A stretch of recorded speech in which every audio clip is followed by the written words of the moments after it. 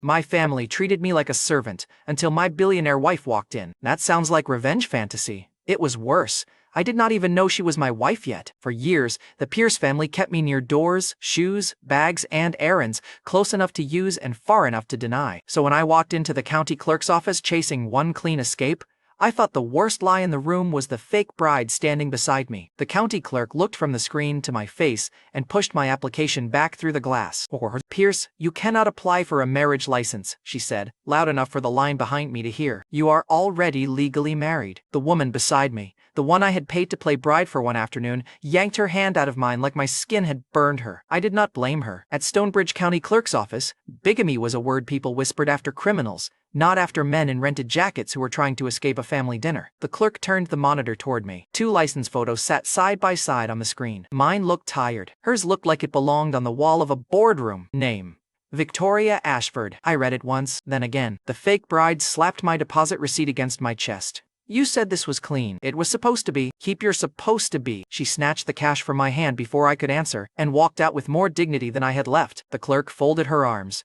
Do you want me to call security? I took out my phone, photographed the screen before she could turn it back, and sent it to Jules Knox. Find Victoria Ashford. Find how my name got beside hers. Quietly. Jules replied in 6 seconds. That name is not quiet. That was the first useful thing anyone said all morning. I left the clerk's office with no license, no fake bride, and a printed record that claimed I already had a wife. By the time I reached the Pierce house, Marla Pierce had called me 12 times. I answered none of them. The 13th came from Richard Pierce, which meant the situation had become expensive. The Pierce house looked polished enough to pretend nobody inside had ever been cruel. Black iron gate, white columns, imported stone, and a front hall where I had learned to stand near the wall until someone needed something carried. Marla was waiting under the chandelier with Preston beside her. Preston had one foot on a low bench while a servant polished his dress shoe. He wore the soft smile he saved for witnesses, the one that said he was gentle because no one had made him pay for being vicious. Marla saw the paper in my hand before she saw my face. You finally found some desperate woman to marry you? She asked. Good. Maybe now you'll stop dragging shame through this house. I held up the record. The clerk says I already did. Preston laughed first. Even a fake bride ran away from you? Richard came out of the study with a tie half knotted at his throat. Why are you here making noise? Because your son is committing fraud at a county office, Marla snapped, pointing at me. Richard's eyes moved over me, bored until he saw the Ashford seal at the top of the page. His hand tightened on his tie. Where did you get that? From the clerk. Do not play with that name in my house, Richard said. That was the closest Richard ever came to sounding afraid of something that was not a quarterly loss. Pierce Energy had spent months trying to get close to Ashford Group. Preston's engagement to Isabel was not romance to Richard. It was a bridge, a boardroom shortcut, and a way to make the Pierce name look cleaner than it was, which meant the woman on my county record was not just powerful. She was the door they were all begging to enter. Preston leaned in, still smiling. Who is the unlucky woman? I let him read the name. He laughed again, shorter this time. Victoria Ashford? You couldn't pick a smaller lie? Marla snatched the printout from me. She read the name, then looked at me like I had stepped mud onto a clean floor. Do you know who that is? Apparently my wife. Her hand lifted. For a second I thought she would slap me right there. Then Richard barked, enough. Not to protect me. Richard had never wasted energy on that. He protected the name on the paper. Victoria Ashford controls Ashford Group, Richard said, each word tight. She does not marry strays from county offices. Marla shoved the printout back at my chest. If some cheap woman helped you forge this, pay her to disappear before Victoria sees your stunt. Cheap? I asked. Preston's smile recovered. Nolan, let's be honest. Any wife of yours would have to be cheap. Eleanor Pierce sat near the window in the sitting room, wrapped in a gray cardigan, though the house was warm. She had not spoken since I entered. She rarely did when Marla was in command. But when Preston laughed, Eleanor's fingers tightened around the little plate on her lap. Nolan, Eleanor said softly, eat something first. Marla turned on her. Do not feed him today. He needs discipline, not sandwiches. Eleanor lowered the plate. I looked at the sandwich, then at Marla. Funny, the only meals I remember in this house came from the woman you just told to be quiet. Preston's smile thinned. Marla stepped closer. You ungrateful little... Richard cut her off again, this time because a servant had appeared at the hall entrance. Pierce, the servant said to Richard. The Ashford cars are 5 minutes out. The house changed before anyone admitted it. Marla's mouth shut. Preston lowered his foot from the bench. Richard finished his tie with both hands. I looked at the printout in my hand. Victoria Ashford was coming here. Preston brushed imaginary dust from his sleeve. Father, Isabel said. Her aunt is only coming because she wants to inspect the Pierce family herself. Then nobody embarrasses us, Richard said. His eyes landed on me. Especially not Nolan. Marla gave me a smile with no warmth. Go upstairs. Preston needs the black shoes from his room. Preston lifted one polished shoe, then let it drop deliberately at my feet. The leather hit the floor with a soft, expensive slap. Actually, Preston said, these need one more wipe. You always did that well. The servant froze with the cloth in his hand. Eleanor's plate trembled. For years, that was how it worked. Preston dropped something. Marla looked at me. Richard pretended not to see. I bent down, and the house remembered its favorite lie. Preston was the heir, and I was the mistake allowed to breathe near him. This time, I stepped over the shoe. Preston's smile died first. Then, the servant stopped breathing. I walked past him and placed the printed record on the side table, face up, where Victoria Ashford's name could stare at all of them. Marla grabbed my arm. Pick it up! No. Her nails dug through my sleeve. I said pick it up. I looked at Preston. Tell your servant to do it. He's already holding the cloth. The servant went pale. Preston went red. Marla raised her hand again, but Richard caught her wrist. Not for me. Never for me. The front drive had filled with black cars. Control yourself, Richard hissed. The first Ashford guard entered without asking permission. He scanned the hall, then stepped aside. Isabel Ashford came in next. 4 years earlier, Isabel had chased me with sweet coffee, late texts, and enough promises to make a fool think affection could survive class. 3 months ago, she accepted Preston's ring, because Marla had started calling him the real Pierce heir in public. Now Isabel passed me like I was a coat rack. Her eyes flicked to the printout on the table, but she did not stop long enough to read it. Nolan, she said, with the kind of pity people practice in mirrors. Still standing where you don't belong? Isabel, I said, still choosing furniture by price tag? Her smile sharpened. Preston stepped between us fast. Then Victoria Ashford entered. No one announced her. They did not need to. The hall bent around her. She wore a black suit with no jewelry except a thin watch. Arlo Finch walked half a pace behind her, carrying a tablet and the expression of a man who had already decided everyone in the room was a threat. The guards moved like doors opening before a storm. Richard bowed his head, just slightly, and hated that he had to. Ms. Ashford, he said. Pierce energy is honored. Victoria's eyes touched Richard, Preston, Marla, Isabel, then me. They did not warm. They did not recognize. They moved on like I was a file she had not opened. That should have solved one question. Instead, it made the certificate worse. Richard offered her the seat at the head of the sitting room. Not his own chair. Not the guest sofa. The head seat. Marla saw it, and finally understood the weight of the woman whose name she had called cheap 5 minutes earlier. Preston performed perfectly. He greeted Victoria with humble respect. He spoke about Isabel like she was a treasure, and about Pierce energy like it was one signature away from greatness. Richard nodded. Marla smiled until her cheeks looked painful. I stayed near the side table. The printout stayed where I had left it. Victoria listened for less than 2 minutes before her gaze dropped to the paper. Arlo saw her see it. He moved first, but I picked it up before he could. Victoria looked at me then. Fully, Mr. Pierce, she said. Why are you holding a county marriage record with my name on it? The room went quiet enough for Marla's bracelet to click against her wrist. Preston's face brightened with panic disguised as offense. Ashford, Nolan has been acting unstable all morning. He probably made that to embarrass the family. Victoria did not look at him. I asked Mr. Pierce. I almost liked her for that. I handed her the printout. The clerk said I was already married. To you. Arlo stepped closer. Careful. Careful came late, I said. The county record came first. Victoria read the page once. Her face gave away nothing. She folded it with 2 fingers as if it might be contaminated. This is either a clerical error, she said, or a forgery committed by someone with a death wish. Then you should be relieved, I said. I've had a death wish since breakfast. Marla hissed my name. Victoria turned to Richard. I need air. Richard moved too quickly. Of course, the terrace is this way. Victoria walked out before he could escort her. Arlo followed. I waited 3 seconds, then followed them both. Preston caught my sleeve. Don't. I looked down at his hand. You already dropped one thing today. Don't add fingers. He let go. On the side terrace, Victoria stood by the stone rail, the city behind her and Arlo between us. I stopped where she could hear me without pretending I had cornered her. Victoria Ashford, I said. Honey. Arlo's head snapped up. Victoria turned slowly. The temperature on that terrace dropped without the weather helping. Do not call me that, she said. Fair. I was testing whether the marriage came with terms of endearment. It does not come with a marriage. I took out my phone and showed her the photo from the clerk's screen. Then someone at Stonebridge County Clerk's office is risking prison for a joke with both our faces. She looked at the screen. This time, something small shifted in her eyes. Not recognition. Calculation. I could work with calculation. Where did you get the original? She asked. The clerk's office. An hour ago. Why were you applying for a marriage license? To stop my family from selling my life by committee. Her stare sharpened with something other than suspicion. Arlo cut in.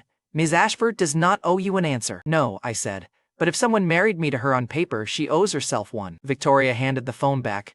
If you forge this, I will ruin you. Get in line. Arlo moved, but Victoria lifted one hand. He stopped at once. That was the first real answer she gave me. Not about the marriage. About power. She controlled the room without raising her voice. Inside the house, Preston had moved close enough to watch through the glass doors. Isabel stood beside him, Marla behind them. 3 people who had spent years calling me nothing were now staring at the woman whose name had appeared beside mine. Victoria saw them watching too. She stepped closer and lowered her voice so only I and Arlo could hear. You will not speak of this to my family. I already tried silence. It got me married. Her mouth tightened. You are not my husband. Then prove it faster than the county clerk did. She held my gaze for 1 second too long. Then she walked past me and went back inside. I followed at a distance.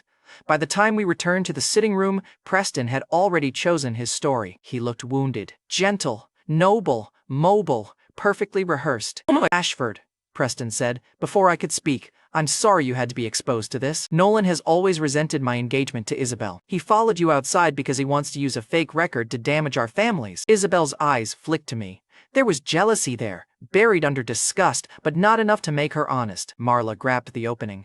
He has been unstable since childhood. We only kept him here out of pity, Eleanor whispered. Marla, quiet! Marla snapped. Richard looked at Victoria, then at me, then at the printout in her hand. What is it, Ashford? Pierce Energy will cooperate fully if you want this handled privately. Victoria folded the paper once more and gave it to Arlo. Her answer was cold enough to cut every apology in the room. Handle your own house first. Then she left. No accusation, no confirmation, no mercy. The black cars pulled away, and the Pierce house exhaled like it had survived a trial. Preston turned to me before the taillights reached the gate. You just cost us, he said softly. I smiled. Then Bill, my wife. His hand curled. Marla stepped between us with a look that promised blood. Tomorrow morning, Havenport University. Professor Brenner will be told you are withdrawing from your placement. You will leave this city before you drag Preston down with you. Preston picked up his shoe from the floor and handed it to the servant without looking at him. He wanted everyone to see the old order returning. Then he leaned close enough for only me to hear. If Victoria thinks our engagement is dirty because of you, he said, I'll make sure Professor Brenner remembers which Pierce son deserves a future. I looked at the faint crease his shoe had left in the rug. You could not even make me bend for leather. His smile returned, meaner than before. He had lied about the terrace and turned it into a weapon. The certificate had given me a wife I did not know. By sunrise, that wife's name was going to cost me my future. By 9 the next morning, Preston had moved from lying about Victoria to stealing my future. Professor Miles Brenner's office at Havenport University was small, crowded, and too honest for people like Marla. Books sat in uneven stacks. Coffee had burned itself into the air. My research file lay open on the desk with a red withdrawal form clipped to the front. Marla stood beside the professor's chair like she owned the building. Preston sat across from him like he had already inherited my seat. A plane ticket and a bank card waited on the edge of the desk. Professor Brenner looked at me when I came in, and the apology in his face told me Marla had arrived early. The folder beside his elbow held my notes, my acceptance letter, and the campus badge I had not even picked up yet. Marla had stacked them neatly, as if stealing a future became polite when the papers were aligned. Nolan, he said, I have not signed anything. Yet, Preston said gently. Professor, we all know this is cleaner. Nolan has family issues. He offended Victoria Ashford yesterday. The Pierce family cannot keep rewarding that kind of instability. I shut the door behind me. You call lying a family issue now? Marla turned. You followed Ms. Ashford onto a terrace and waved a fake marriage paper in her face. I showed her the county record. Preston gave a soft laugh for the professor's benefit. A forged record, Nolan. Professor Brenner looked from Preston to me. Is that true? The clerk showed it to me on the county screen, I said. But that is not why they are here. No, Marla said. We are here because you have embarrassed the Pierce name for the last time. She pushed the withdrawal form toward me. Sign. I looked at the paper. One signature would erase the placement I had earned. Not inherited, not begged for, earned. Preston leaned forward and placed his fingertips on the bank card. $50,000. Take it, leave Havenport tonight and stop making Mother chase you through public buildings, he said. Mother like the word belonged to him alone. Marla did not correct him. Professor Brenner's face hardened. A research placement is not a family coupon. Preston's smile stayed soft. Of course not, but Dr. Lark is a family connection. Pierce Energy has been trying to work with him for months. Eleanor has supported people like him for years. If anyone in this family deserves that introduction, it's me, Dr. Lark. I looked at Preston when he said the name. I knew enough about Dr. Lark to know Preston was not just lying. He was standing on a trapdoor and bragging about the view. Professor Brenner removed his glasses. Preston, Dr. Lark does not recruit people because their family owns a company. But you respect his work, Preston said. And you said Nolan's research direction aligned with his patents. I said Nolan's work was strong enough to discuss, Professor Brenner replied, not yours. Preston's fingers tapped the arm of his chair. Then let me sit in on the meeting. I represent Pierce Energy. Nolan represents nothing. Professor Brenner's voice cooled. Nolan represents the work that made Dr. Lark answer my email. The office went still for one useful second. Marla did not understand the line. Preston did. Preston's smile finally twitched. The bank card on the desk suddenly looked cheaper. Marla saw it and attacked the easier target. Me, strong, she said. He grew up eating Pierce food, wearing Pierce clothes and using Pierce money. If he has any skill, it came from this family. I laughed once. Marla's eyes sharpened. What is funny? You said Pierce food. I looked at Eleanor's name on the ticket folder, printed as the emergency contact Preston had tried to claim. The meals I remember came from Eleanor sneaking plates into the garden. You locked the pantry. Professor Brenner looked at Marla. Preston's jaw moved. Marla stepped toward me. Do not twist family discipline into victim theater. She asked for you this morning, Preston said, suddenly gentle again. I looked at him. He meant Eleanor. Preston saw the hit land and pressed harder. She wanted to see if you were eating. Mother told her you were busy ruining us. Marla smiled. Eleanor is too ill to be upset by your selfishness. Stay away from her until Preston's future is secure. There it was, the small knife they always kept for last. I had no claim to Eleanor in that house, no legal tenderness, no permission, just years of quiet plates pushed through garden doors and a woman who had looked at me like hunger was not my fault. You want discipline? I tapped the withdrawal form. Make Preston sign it. He's the one trying to take what he didn't earn. Preston stood. I am trying to protect this family from you. No, you're trying to wear my work like another polished shoe. His face darkened. Marla grabbed the bank card and shoved it against my chest. Take the money. You are lucky Preston is kind enough to give you anything. The card fell to the floor. I did not pick it up. Marla looked down, then at me. Her voice dropped. I raised you. You stored me. Her hand cracked across my face. The sound cut through the office. Professor Brenner stood so fast his chair hit the wall. Mrs. Pierce! My cheek burned. My ear rang. Marla breathed hard, furious that I had made her look ugly in front of a witness. Preston's mouth curved. He thought he knew the old scene. Marla hit me. I lowered my head. He played the gentle son. Everyone left with the lie intact. I walked past Marla. Preston blinked. What are you doing? I hit him, once. His head snapped sideways. Marla screamed. Before Preston could catch the desk, I caught his collar and hit him again. Twice. He dropped into the chair he had been stealing from me, blood bright at the corner of his mouth. Professor Brenner froze with one hand lifted, not because he approved, but because he had finally seen the math. Marla hit me once. Preston paid twice. Marla had trained me to swallow pain because it was cheaper than conflict. Preston had trained the room to enjoy it. That morning, I did not need a speech about dignity. I needed his blood on his perfect shirt where every person in the office could see the price had changed. I leaned close enough for Preston to hear every word while Marla watched from behind the professor's raised arm. From now on, anything she does to me lands on you twofold. Preston stared up at me, stunned, bleeding, exposed, and humiliated in the professor's office he had tried to conquer. Marla lunged, but Professor Brenner stepped between us. Enough. Marla pointed at me. Call security! Call the police! He assaulted Preston. Professor Brenner looked at Preston's split lip, then at the withdrawal form Marla had brought in, then at the bank card on the floor. I will call campus security if anyone pressures my student again, the professor said. And for the record, Preston Pierce has no recommendation from me. Preston's face changed. Professor Brenner picked up the campus badge, wiped a fleck of blood from the plastic with a tissue, and pushed it across the desk to me instead of him. Preston stared at the tiny strip of plastic like it had split his lip again. That was the first clean consequence of the morning, not the punch, the loss behind it. He had come for my seat and left with blood on his mouth. Marla shook with rage. You will regret this. I already regret letting you rehearse this long. I picked up the withdrawal form, tore it once, and dropped the pieces on Preston's lap. Then I turned to Professor Brenner. I'm sorry about your office. Professor Brenner looked at my face, then at Preston. Nolan, your placement remains yours. Leave before I change from professor to witness. I left. Outside, the campus path was too bright. Students crossed the quad with coffee and backpacks, glancing at my cheek, then away. I had been stared at worse. At least this time I had earned the mark honestly. A small paper bag bumped my shoe. I looked down. An old woman sat on the bench near the path, wrapped in an expensive cream coat over house slippers. Her silver hair was pinned crookedly. A medical bracelet circled her wrist. She looked at my swollen cheek like I had insulted her personally. "Who hit my grandson-in-law?" she demanded. I stared at her. "Ma'am, I think you have the wrong person." Her eyes narrowed. "Do not ma'am me after marrying my granddaughter." The word hit the same place the certificate had hit the day before. Granddaughter. I crouched so I would not frighten her. "What is your name?" She lifted her wrist proudly. The bracelet read, Ruth Ashford.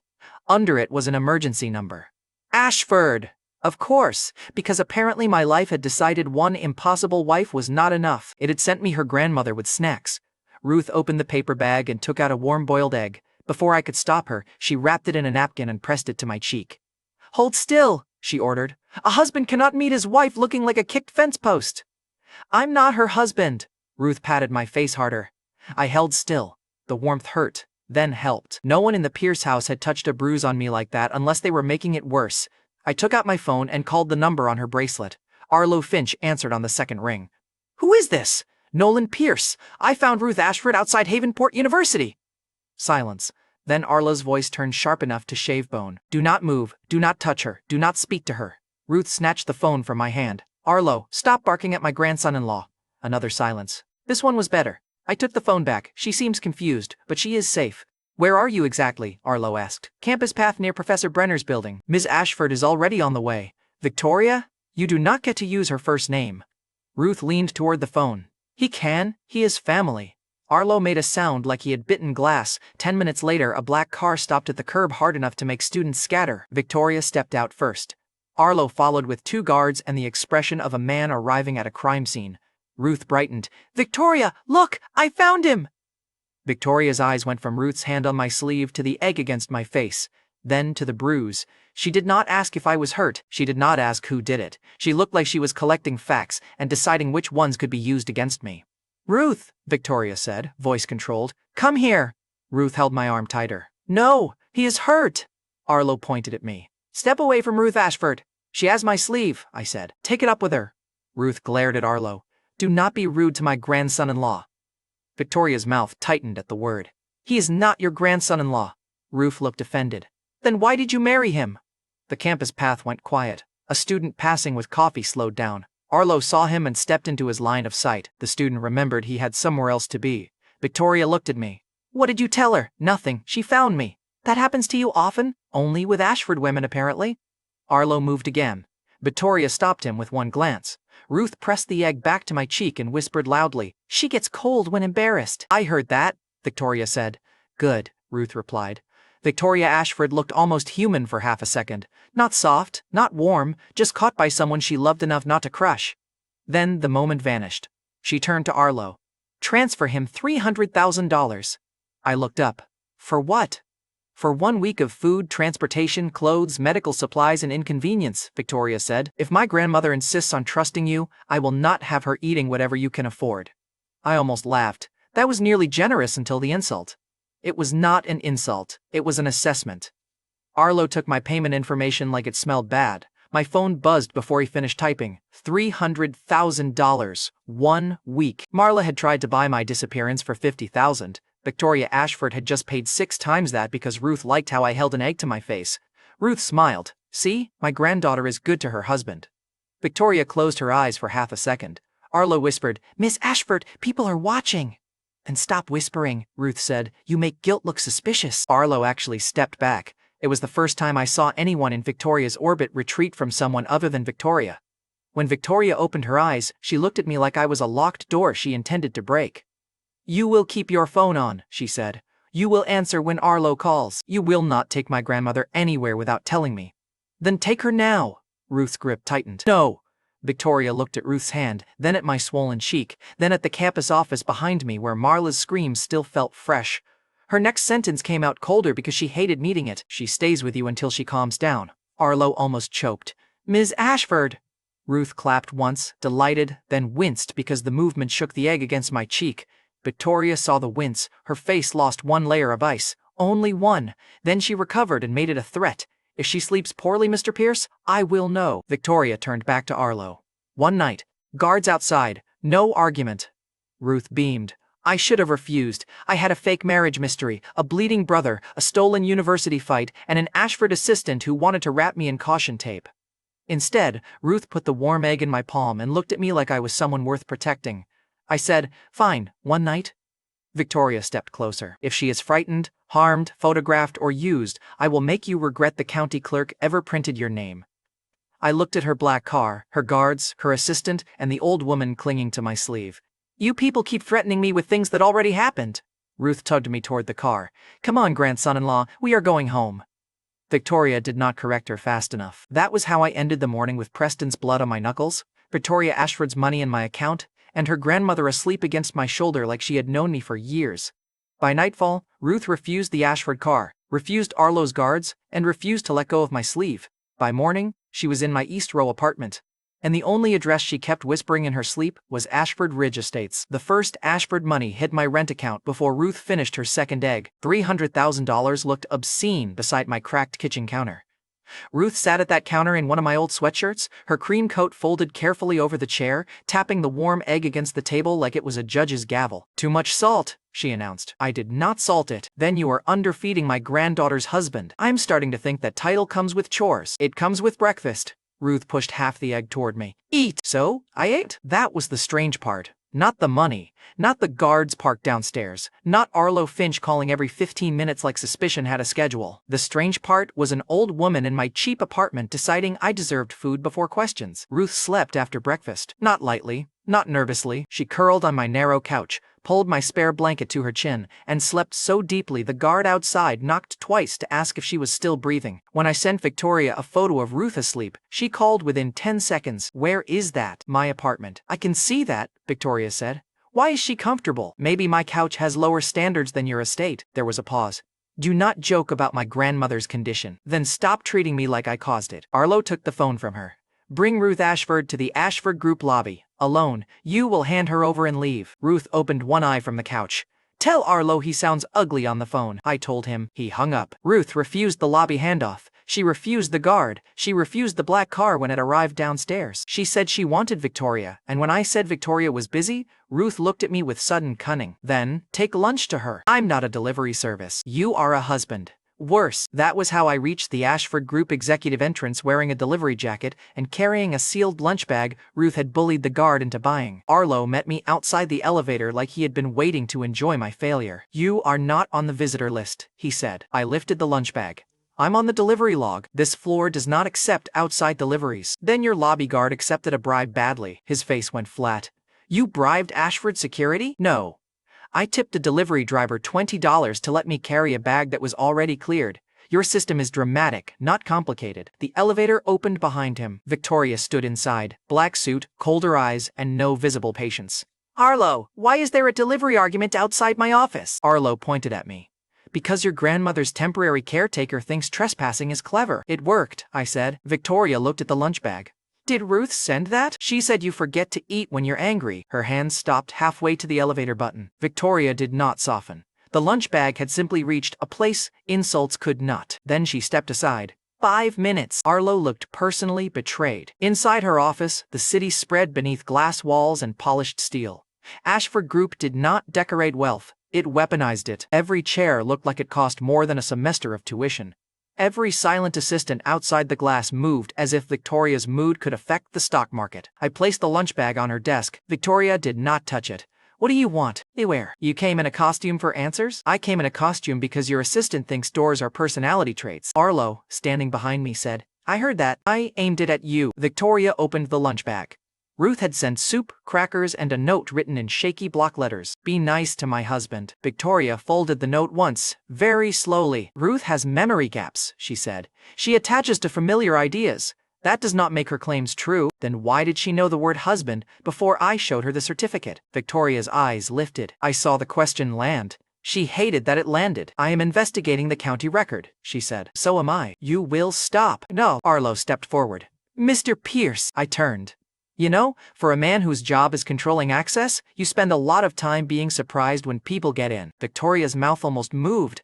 Almost. The elevator doors opened behind me before the almost could become anything. Isabel stepped out holding a slim folder and wearing the same careful smile she had worn at the Pierce house. She looked at my delivery jacket, then at Victoria's office behind me, and her smile sharpened with a private kind of anger. "Aunt Victoria," Isabel said sweetly, I did not know you were taking deliveries personally. Victoria's face closed.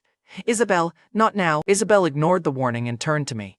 Nolan, if you needed money, you could have asked me instead of stalking my aunt. I did ask you for honesty once, I said. You chose Preston. I learned. Her eyes flickered. Then she stepped close enough that Arlo looked between us and finally found a problem he did not understand. Preston is my fiancé, Isabel said, low enough to pretend it was private and loud enough for Victoria to hear. He is the public choice. But you always were stubborn. $50,000 a month, Nolan. Quiet apartment, no fake wife, no little county stunts. I can keep you comfortable if you stop embarrassing me. The old version of me might have bled from that. The version standing in a stolen delivery jacket only laughed. Keep Preston, I said. He matches your budget. Isabel's face flushed. Victoria heard every word. She did not rescue me. She did not defend me. But her eyes moved once from Isabel to me, and the calculation in them changed shape. Then her phone vibrated. She read the screen, and the almost disappeared. What is it? I asked. Ruth's guard says she is calm, Victoria said. Too calm. By the time we reached East Row Apartments, Ruth was still on my couch, but the guard was standing in my kitchen doorway looking terrified. I did not touch anything, he said before Victoria could ask. Ruth slept through all of us. Victoria crossed the room with a speed she tried to hide.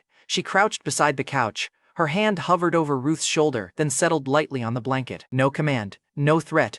Just a granddaughter checking breath. Ruth sighed in her sleep and leaned into the touch. Victoria looked around my apartment then.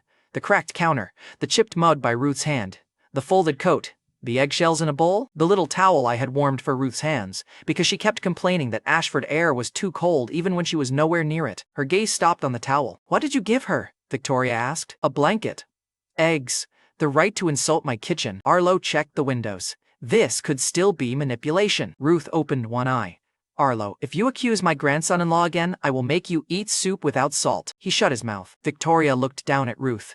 Come home. Ruth clutched the blanket. Only if he comes. No. Ruth. I should not have enjoyed watching the most feared woman in Havenport lose a staring contest to a half-asleep grandmother. I enjoyed it anyway. Then Ruth sat up too fast. Her face changed. The color drained from her lips. One hand went to her chest, the other fumbling at the coat pocket. I grabbed the coat and found the small orange bottle inside. Empty. Victoria's voice went sharp. Where is her backup medication? Ruth blinked at the bottle. At home. Arlo was already calling the guard downstairs. Victoria reached for Ruth, but Ruth pushed her hand away and grabbed my sleeve. He knows the way, Ruth whispered. I do not know the way, I said. She pointed to the medical card tucked behind the bottle. Ashford Ridge Estates. The address she had whispered in her sleep. Victoria stood. Arlo, bring the car around. Her phone rang before Arlo moved. She looked at the screen and went still in a way that made the room colder. Go. She looked at me. You have a crisis somewhere expensive, I said. I have her address and your money. If she needs the medication now, arguing is slower. Arlo said, absolutely not. Ruth's grip tightened until her knuckles shook. Victoria looked from Ruth's hand to my face. The bruise from Marla's slap had darkened overnight. Preston's blood had washed off my knuckles, but the swelling remained. Arlo said. He already slipped through Ashford Group security once today. And you survived, I said. Ruth tugged my sleeve. Stop flirting with the watchdog. I need my pills. Arlo looked personally wounded. One car, Victoria said to Arlo. 2 guards. He does not leave your sight. Then she looked at me. If you turn this into a stunt... I know, I said. You will ruin me. I will start with your bones. Good. New material. She did not smile, but she handed me Ruth's coat. We should have made it cleanly. Nothing involving my life stayed clean that long. Halfway down, Ruth refused the elevator because a neighbor's cat slipped through the hallway. She froze so hard the guards panicked. I had to carry her down the stairs while she muttered that Victoria hated cats too, and that I should remember that, because husbands who forgot small fears became lonely men. I filed that away because it was the first clue about Victoria that sounded like a girl instead of a boardroom. By the time we reached the street, the Ashford car had been forced around the block by a delivery truck. Ruth was pale, sweating, and stubbornly pointing toward the road. I know the gate, she whispered. Go. So I carried her. The guards followed, arguing into their phones. Arlo shouted through mine. Victoria's black car was coming from the opposite direction, but the estate was closer than the car. At the Ashford Ridge gate, iron rose higher than the Pierce house roof.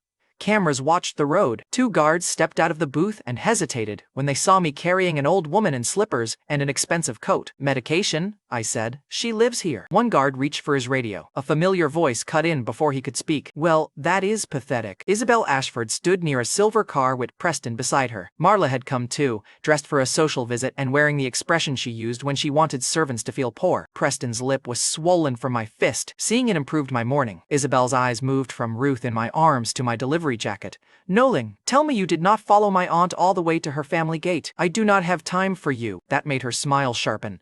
You always say that when you want me to chase. Marla stepped closer and looked at Ruth. Who is this old woman? Ruth's head rested against my shoulder. Her breathing had turned shallow. She needs her medication, I said to the gate guard. Call inside. Preston moved between me and the booth. Wait, he said to the guard. This man caused trouble at our house yesterday and assaulted me at Havenport University. He is not here for medicine. He is here to create another scene. Marla pointed at Ruth. He probably dragged some confused old woman here to fake a connection. Look at him. Delivery jacket, poor apartment smell, county lies. This is what he does. The guard's hand paused over the radio. That pause was dangerous. I shifted Ruth higher in my arms. Move, Preston. Preston lowered his voice.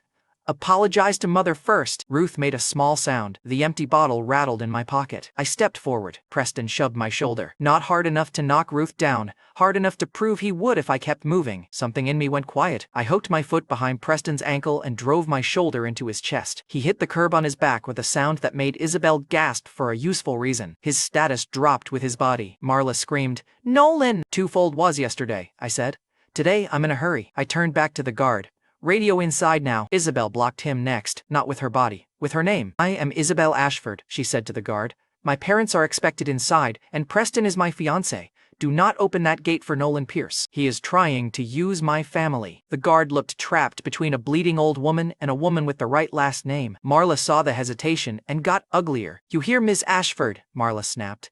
Throw him out before his con artist grandmother dies on your pavement. Ruth's eyes opened. For 1 second, they were clear. Con artist? She whispered. I looked down. Save your strength. She tried to lift her head toward Marla, but the effort cost her. Her fingers dug into my jacket. The bottle in my pocket rattled again. Then the road behind us filled with black cars. Every guard at the gate straightened. Isabel turned, irritation already forming, because she thought authority had arrived to support her. Victoria stepped out of the first car before it fully stopped. Arlo came out behind her, face white. Victoria saw Ruth in my arms. She saw Preston on the curb. She saw Marla blocking the gate and Isabel standing in front of the guard booth with borrowed authority all over her face. Then Victoria looked at me. For once, she did not accuse me first. She walked straight to Ruth and touched her grandmother's cheek. Ruth, Victoria said, and her voice cracked just enough for everyone at the gate to hear it. Ruth smiled faintly. I brought him home. Victoria's eyes lifted to Marla. The gate area went silent, without anyone needing to gasp. Who? Victoria asked. Kept my grandmother outside without her medication? Preston tried to stand. Ms. Ashford? Nolan? Victoria did not look at him. I did not ask you. Marla's face lost color. Isabel's mouth opened, then closed, because the title grandmother had finally reached her. I held Ruth while Victoria took the empty bottle from my pocket and handed it to Arlo. Open the gate, Victoria said. The gates began to move. Then she added, clear enough for every guard, every Pierce, and Isabel to hear. Nolan comes in with me. Isabel stepped forward. Aunt Victoria, you cannot seriously. Victoria turned on her. Stay outside until I ask why you were performing authority while my grandmother was in his arms. Isabel froze. Preston stood crookedly beside her, still brushing dirt from the suit he had worn to impress the Ashford family. Marla looked from Ruth to Victoria to me. This time, she had insulted someone in front of a higher power she could not bully. The gates opened wide. I carried Ruth through. Behind me, Isabel, Preston, and Marla remained outside, still dressed for superiority, while the woman they had tried to impress turned the gate into an indictment. The Ashford gate opened for me before it opened for Isabel. That was the part she could not swallow. I carried Ruth Ashford across the stone drive with Victoria beside me, Arlo behind me, and every guard at Ashford Ridge Estate suddenly pretending they had never hesitated. Ruth's fingers stayed hooked in my jacket. Her breathing was still thin, but her eyes were open. Behind us, Isabel snapped at the nearest guard. You know who I am. Let me through. The guard looked at Victoria first. That tiny glance ruined Isabel's whole performance. Victoria did not even turn around. No one enters until Ruth has her medication. Preston tried to follow anyway. His suit had dust on the back from the curb, and one side of his mouth was still swollen from the university office. He looked less like an heir and more like a man who had been introduced to pavement twice in 2 days. Marla grabbed his sleeve. This is outrageous! We were invited! I shifted Ruth higher in my arms. Then wait like guests. Marla's eyes cut toward me. Do not speak to me from inside someone else's gate. Ruth lifted her head. Her voice came out weak but sharp enough to make the guard flinch. He is carrying me, she said. You are blocking air. Marla went pale. Victoria held out one hand, and Arlo placed the empty medication bottle in her palm. She looked at the label, then at the people outside the gate. Arlo, she said, make sure every camera angle from the gate is preserved. Preston's face changed. Not because cameras were evidence, because cameras meant he could not turn the story into his usual gentle misunderstanding. Inside the estate, the front doors opened before we reached the steps. An estate steward stood there in a black suit, older than the guards and much less impressed by panic. Mrs. Ashford's room is ready, he told Victoria. Not her room, Ruth muttered. Sitting room. Victoria bent toward her. Ruth, you need to rest. I need witnesses. No one argued after that. Isabel tried to walk in behind me. The estate steward lifted one hand. Not fast, not dramatic, just enough. She stopped like she had hit a velvet rope. Excuse me? Isabel said. The steward looked at Victoria, then at Ruth, then finally at Isabel. Family guests will wait in the West Hall until called. I am family. So is Mrs. Ashford, he said. She was outside your gate order. The West Hall was visible from the entry. It had chairs, flowers, and enough distance from the sitting room to make important people feel less important. Preston saw it and smiled tightly, trying to look gracious about being parked like luggage. I walked past him with Ruth in my arms. His eyes followed me. That was the second reversal of the morning, not the gate opening, not the steward blocking Isabel. It was the fact that Preston, who had spent years making me wait outside rooms, now had to watch me enter one while he stayed behind. I looked over my shoulder. West Hall has chairs. His jaw flexed. Ruth whispered, do not tease injured people. Sorry, tease them after tea. They gave Ruth the pill with water in a sitting room big enough to make the Pierce house look like a rental lobby. I stood near the sofa with my sleeve still wrinkled from carrying her. Victoria stayed at Ruth's side. Arlo stood by the door with his tablet, watching me like I might steal the carpet. Ruth closed her eyes for one long minute. When she opened them again, the softness was gone. The old woman who had slept on my couch and insulted my eggs was still there, but something formal had returned behind her eyes, something heavy enough to make the room sit straighter. Bring them in, Ruth said. Victoria looked at her. Are you sure? Ruth's hand moved toward mine and squeezed once.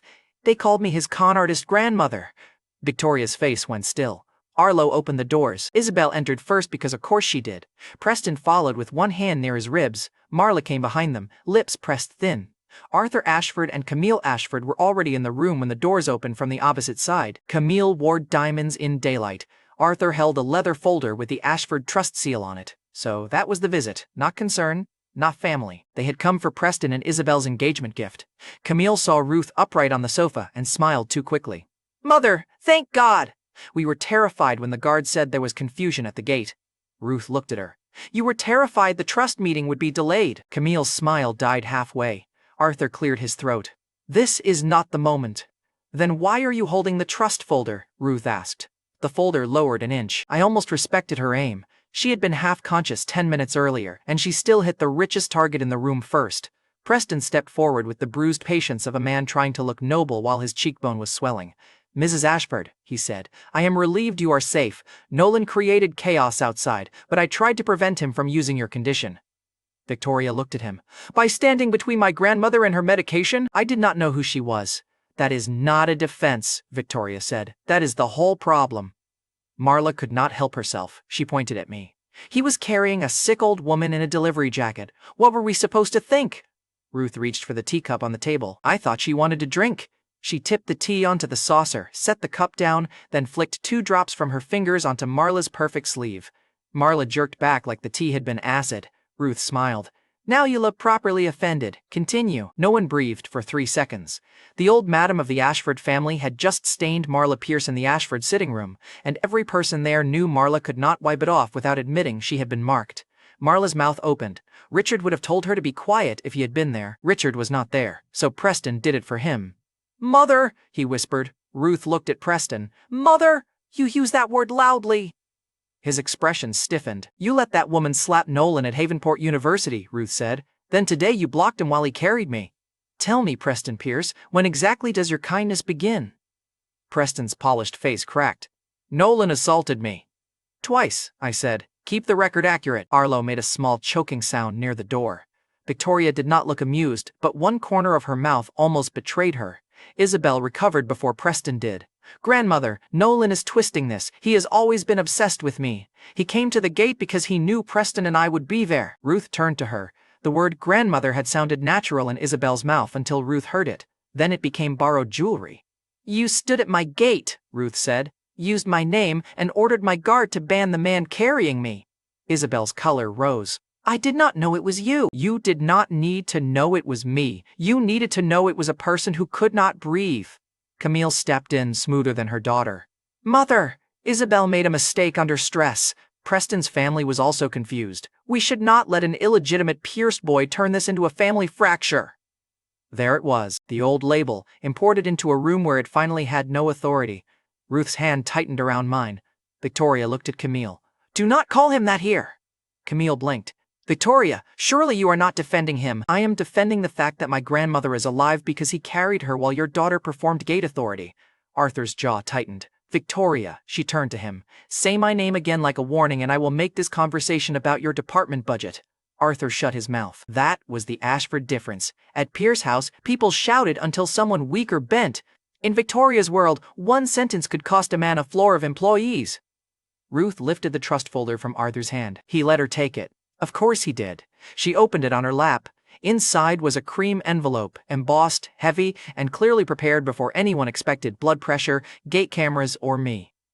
The original engagement welcome included 2 Ashford Trust share allotments, Ruth said. Preston's eyes lit before he could hide it. That tiny greed did more damage than any accusation. Ruth saw it too. She closed the folder. No, Camille leaned forward.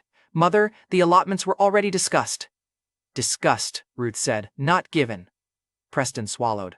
Mrs. Ashford, if I offended you, I apologize. Ruth tilted her head. That is interesting. You did not apologize when you thought I was only an old woman on the pavement. He had no answer. Ruth pulled a smaller envelope from the side table.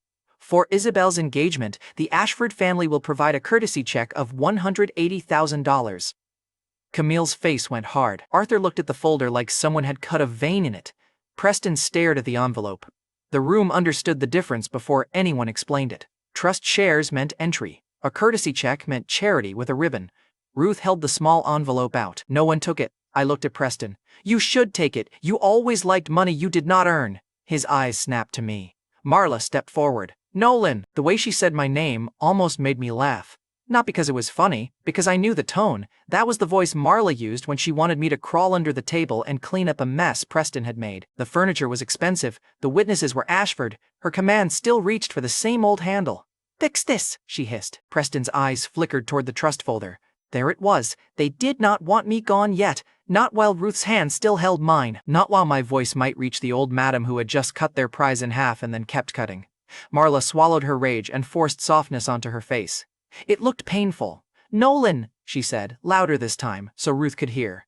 If you care about family at all, tell Mrs. Ashford Preston never meant harm. Tell her he was trying to protect her. Preston looked at me like we had both returned to a familiar stage. He expected the old Nolan to understand the assignment.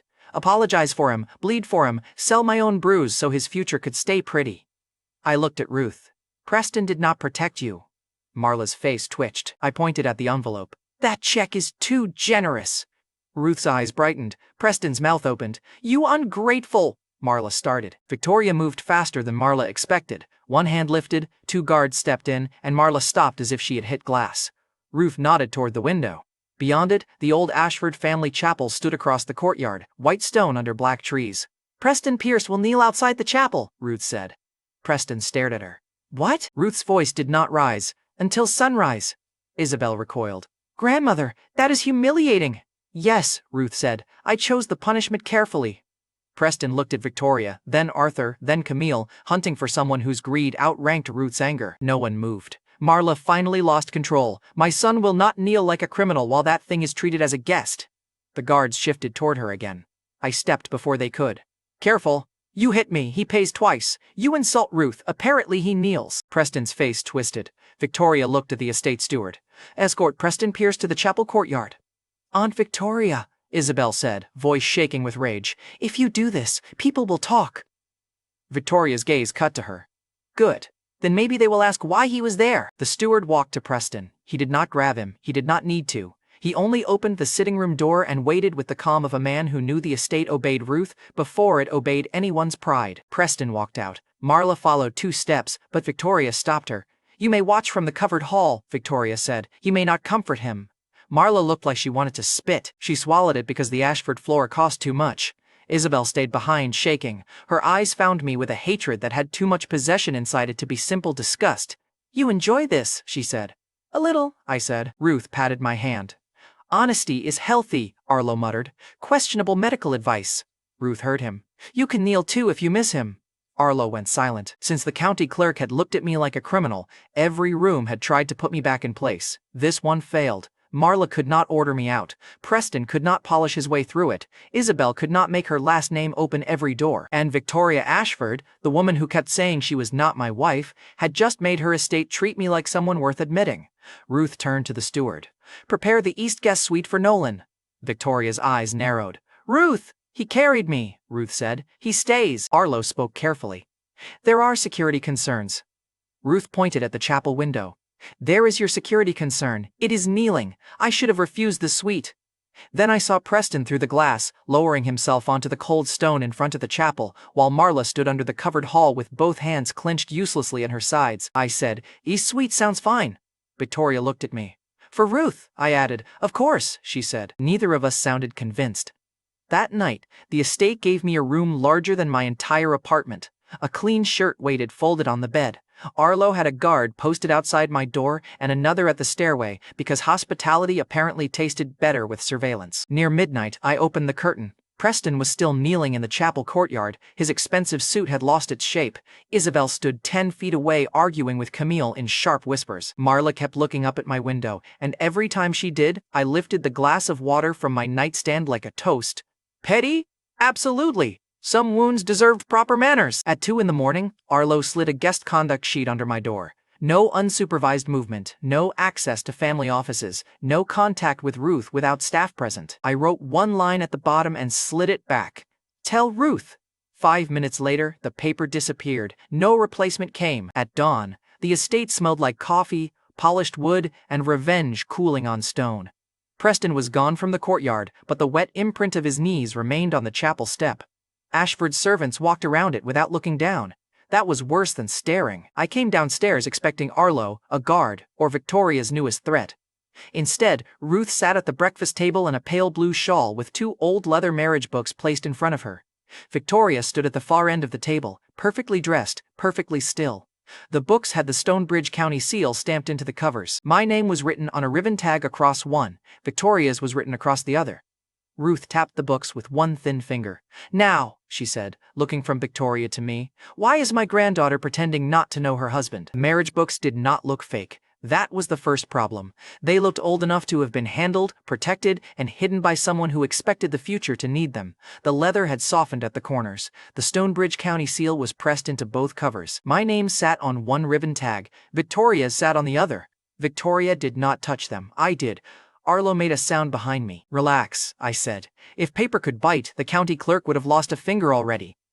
Victoria's eyes stayed on Ruth. "Where did you get these?" Ruth poured cream into her coffee like this was a polite breakfast and not the collapse of 2 lives. "From a place people put important things when younger people are too proud to remember them." "That is not an answer," Victoria said. "It is the answer you earned." I opened the first book. Inside was a certified copy of the marriage record. My photo, Victoria's photo, our names beside each other. The same impossible date, the same clean county seal. The room did not spin. It should have. Instead, my mind became very still, because stillness was the only way not to let panic make me stupid. "I do not remember signing anything," I said. Victoria looked at me. "Neither do I." Ruth looked offended. "Then both of you should eat more fish." Arlo stepped forward. "Mrs. Ashford, these could have been planted." Ruth turned her head slowly. "Arlo, if you accuse my breakfast table of fraud, I will replace you with a doorbell." He stepped back. The second book had a copy of a sworn declaration. No long explanation, no helpful answer. Just 2 signatures and a legal line that made the marriage harder to laugh away. Victoria finally touched the page. Only with 2 fingers, like she was touching a knife by the blade. "Stonebridge County Clerk's Office," she said. "Now." Ruth smiled. "Good. Field trip." "No," Victoria and I said at the same time. We looked at each other. Ruth clapped once. "See, married." Victoria's stare could have frostbitten a wall. Ruth, you are not going! Ruth picked up my phone from beside my plate before I could stop her. Her fingers moved with surprising speed for a woman who had nearly collapsed the day before. My phone buzzed back into my hand a second later. She had added herself to my contacts. Very fragile grandmother. Then she called herself from my phone, let her own phone ring in her pocket, and looked at Victoria with the smug calm of a criminal mastermind in a shawl. If you leave me, Ruth said, I will be upset. Everyone here knows I am very fragile, Arlo whispered. That is extortion. Ruth nodded. Marriage is family business. Extortion keeps family efficient. Victoria closed her eyes for one dangerous second. That was how I ended up in the back of an Ashford car between a legal wife who denied being my wife and a grandmother who had named herself a medical threat in my contacts. Arlo sat in the front passenger seat, issuing quiet instructions into his phone. Victoria stared out the window. Ruth held the marriage books on her lap like trophies. I texted Jules Knox from my coat pocket. If anything happens to me today, preserve Bright Arc separation documents. Quietly, Jules replied. Is this about the wife? I looked at Victoria's reflection in the car window. Legally, yes. Emotionally, absolutely not. Jules sent one more line. That sentence is how lawsuits are born. At Stonebridge County Clerk's office, the same clerk from the first morning saw me and lost all the color in her face. Good. Growth mattered. She looked from me to Victoria to Ruth to Arlo, then down at the marriage books. Mr. Pierce, she said, much quieter than last time. You remember me? I said. I remember the record. Victoria placed one book on the counter. Confirm it. The clerk swallowed. Ms. Ashford, we already pulled the file after your office called. The record is active. Arlo leaned in. Active does not mean valid. The license number is valid, the clerk said. The filing was accepted, scanned, and archived. The copy in Mrs. Ashford's book matches the county file. Victoria's jaw tightened. I kept my voice even. Could someone have filed it without us? The clerk looked at the two of us, then at Ruth, who was suddenly studying the ceiling like an innocent witness in a cheap play. I cannot explain memory, the clerk said. I can confirm the record. That was all the procedure we needed. One sentence, no ceremony, no miracle, no convenient answer, just the county office turning a joke into a wall. Arlo did not accept walls unless Victoria built them. If this is fraud, he said to the clerk, Ashford Group will expect names. The clerk's eyes flicked to Victoria. Victoria did not rescue her from the sentence. Later. That one word saved the room from becoming a file hunt. Later meant the county could panic after we left. Later meant Arlo could sharpen his teeth somewhere. I did not have to listen. Later meant the only thing that mattered in that moment was the living consequence of the record. Me, Victoria, Ruth holding both marriage books like she had won a court case without entering one. So, I said, the county says I am married.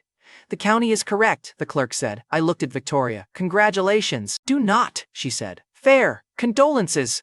Ruth smiled again. Victoria did not. Ruth tapped the marriage books. Asked the better question. I looked at her. Why don't we remember? For one moment, her smile slipped. Not enough to become an answer. Enough to become a clue. Then she patted the books and said, some promises wait until people stop running. Victoria's voice sharpened. Ruth.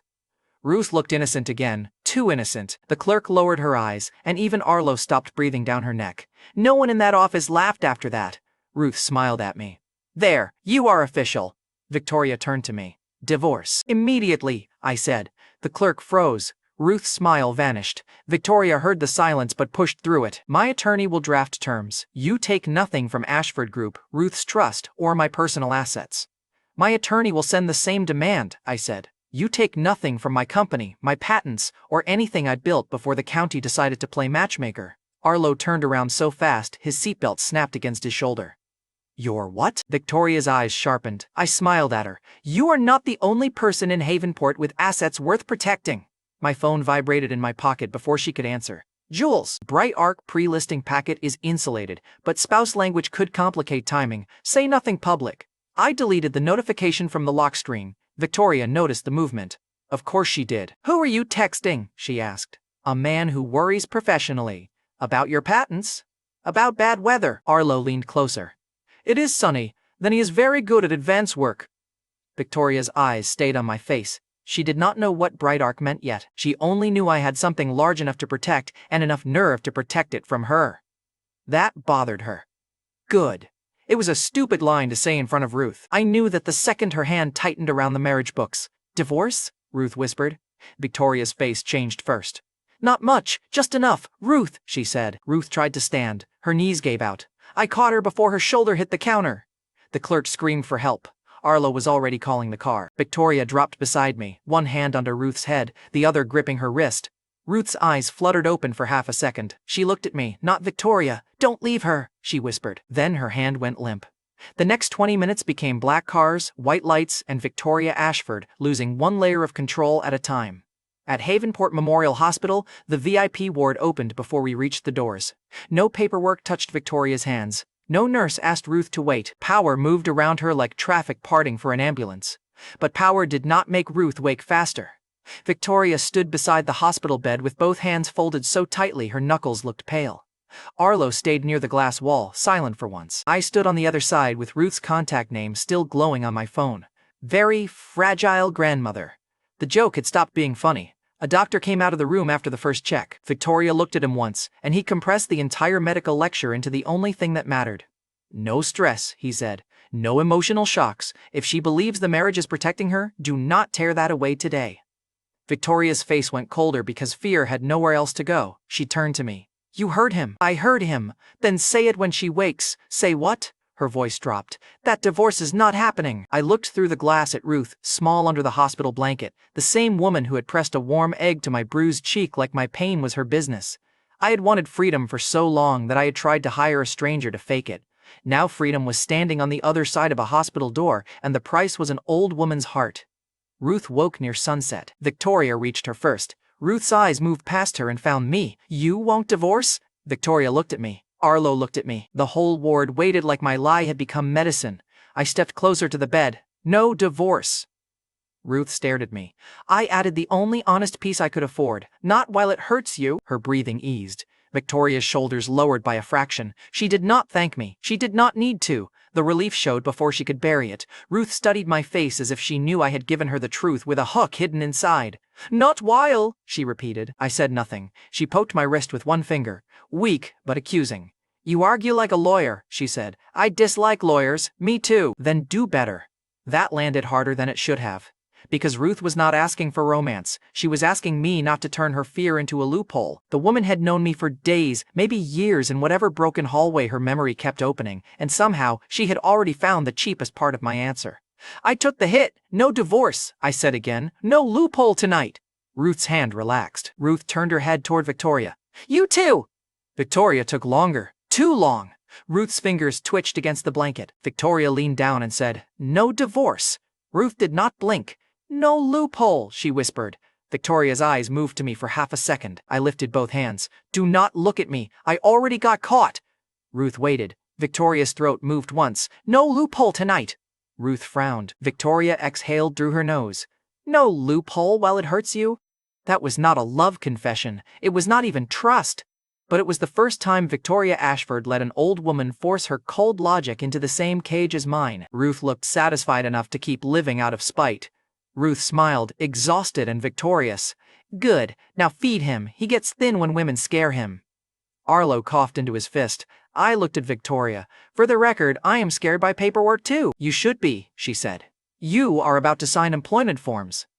I blinked. "I'm sorry?" Victoria straightened. The fear disappeared behind command so fast I almost admired the craftsmanship. "Ruth cannot be upset," she said. "Ruth trusts you. Ruth also refuses to believe you are not part of this family. If you return to East Row Apartments and vanish into your own life, she will chase the idea until it hurts her." "So your solution is kidnapping with benefits? My solution is supervision." Ruth lifted one finger from the blanket. "And lunch." Victoria ignored that. Ruth lifted the finger higher. Victoria's jaw tightened. "And lunch. And he sends pictures." Ruth. "Very fragile," Ruth reminded her.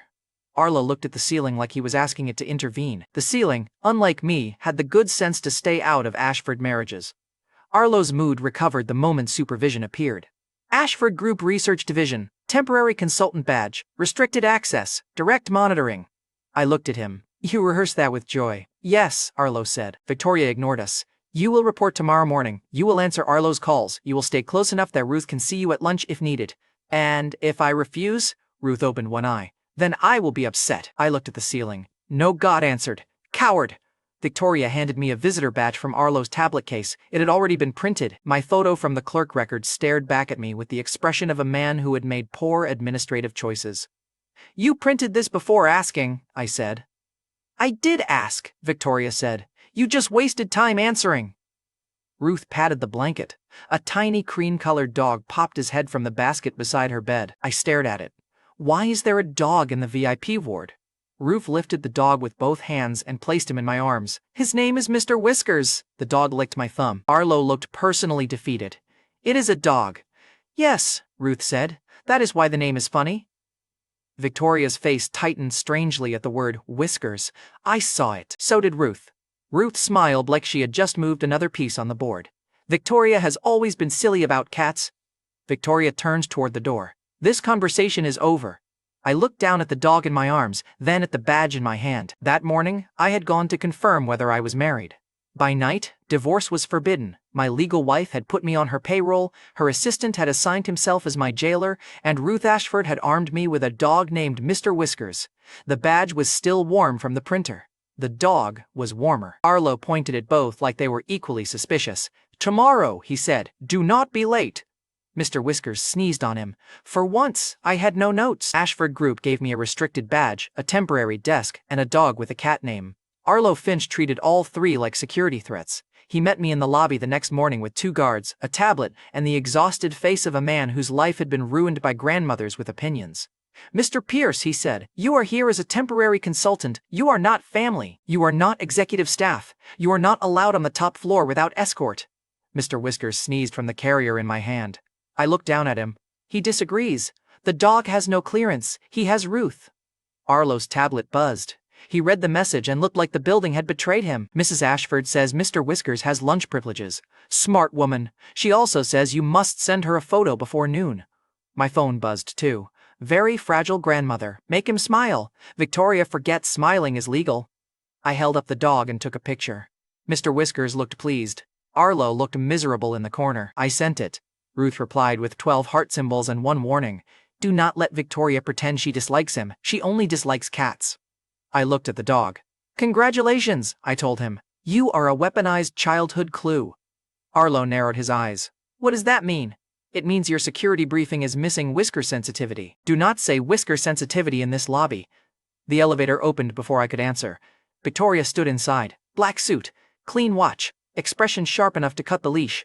Her eyes moved from my badge to the carrier. Mr. Whiskers barked once. Victoria's shoulders did not move, but her hand paused near the elevator button. Small reaction. Real reaction. Ruth had been right. You brought the dog, Victoria said. Your grandmother issued a hostage demand. She calls it lunch. Same tone. Victoria looked at the dog again. Keep him away from my office. Why? He's not a cat. Her eyes lifted to mine. Arlo suddenly found the elevator wall fascinating. I smiled. Interesting. Dangerous word, Victoria said. So is husband. We both survived.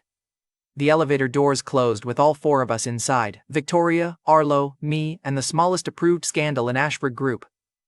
My research division desk sat on a floor where people whispered with expensive posture. Half the staff watched me arrive with the dog carrier. The other half pretended not to watch, which was less efficient and more obvious.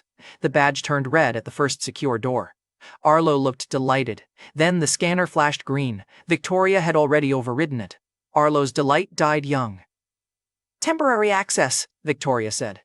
Of course, he replied, in the voice of a man adding locks in his head. The research floor was not a dusty archive. It was glass rooms, locked screens, quiet engineers, and documents that made people nervous when I glanced too long. Good. Nervous people revealed more than confident people. One analyst near the conference table was arguing with a manager over a Solace 9 compatibility memo. I should have kept walking. I should have remembered that I was supposed to look like a stray husband with a temporary badge. Then I saw the line on the screen. That assumption is backward, I said. The manager turned. Excuse me? Arlo inhaled like I had touched a tripwire. I nodded at the screen. You are treating the delay as a supply issue. It is a licensing risk. If you send that memo upstairs, Arthur will use it to say Victoria let Brightark box Ashford Group out. The manager looked at Victoria. Victoria looked at the memo, then at me. No praise, no thanks. Just calculation. Change the line, she told the manager. The manager did. Arlo stepped closer to me. How did you know that? I can read. So can most people. Not that line, apparently. Victoria's gaze stayed on me 1 second longer than necessary. Then she looked away first. That was not softness, but it was no longer simple suspicion either. She picked up the corrected memo and handed it back to the manager.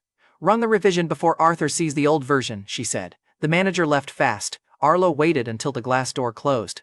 You understand Ashford internal risk language now? I understand men who hide traps in boring sentences. That is not an answer. It is the answer you earned. Victoria looked at me over the folder. Do you always answer questions by making people regret asking? Only when the question is lazy. Arlo's eyebrows rose.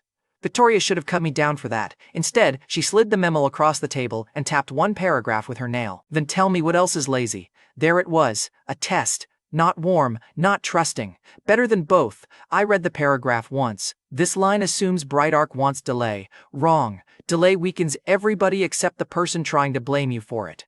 And who is that? Arlo asked. The person who benefits when Victoria looks careless. Victoria's eyes did not move from mine.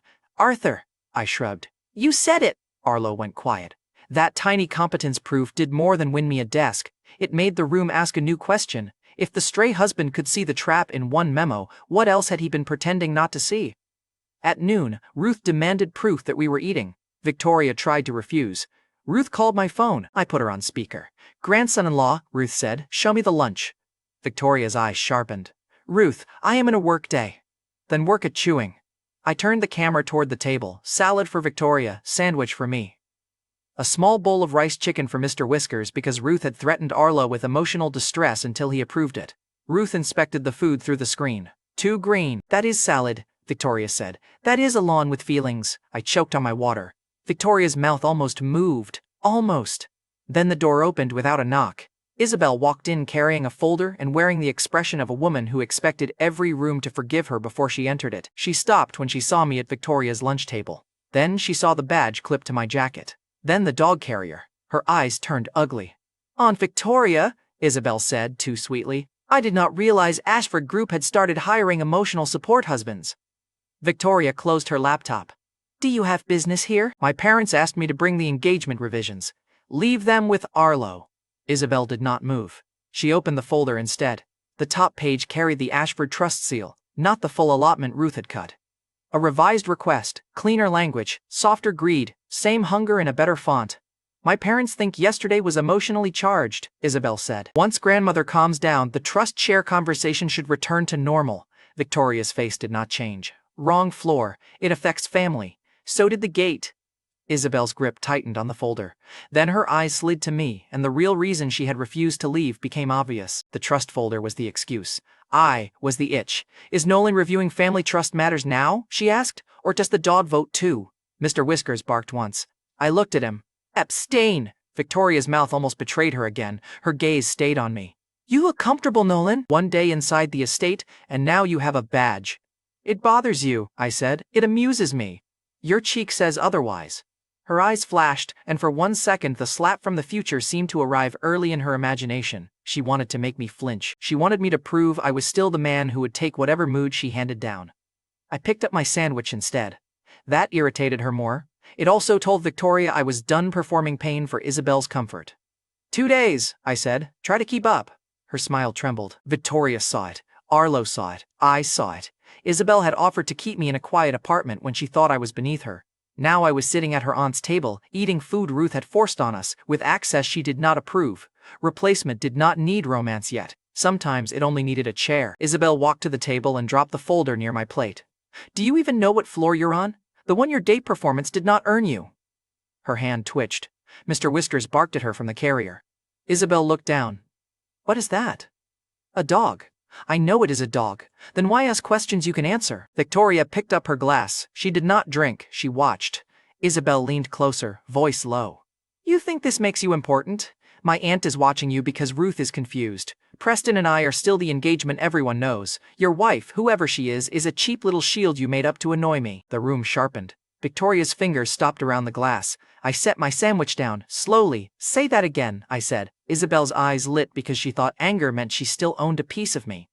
Fine, she said. Bring your wife here. I will scare her off in 5 minutes. I will tell her what you are. Illegitimate, broke, unwanted, and still chasing the woman who chose Preston.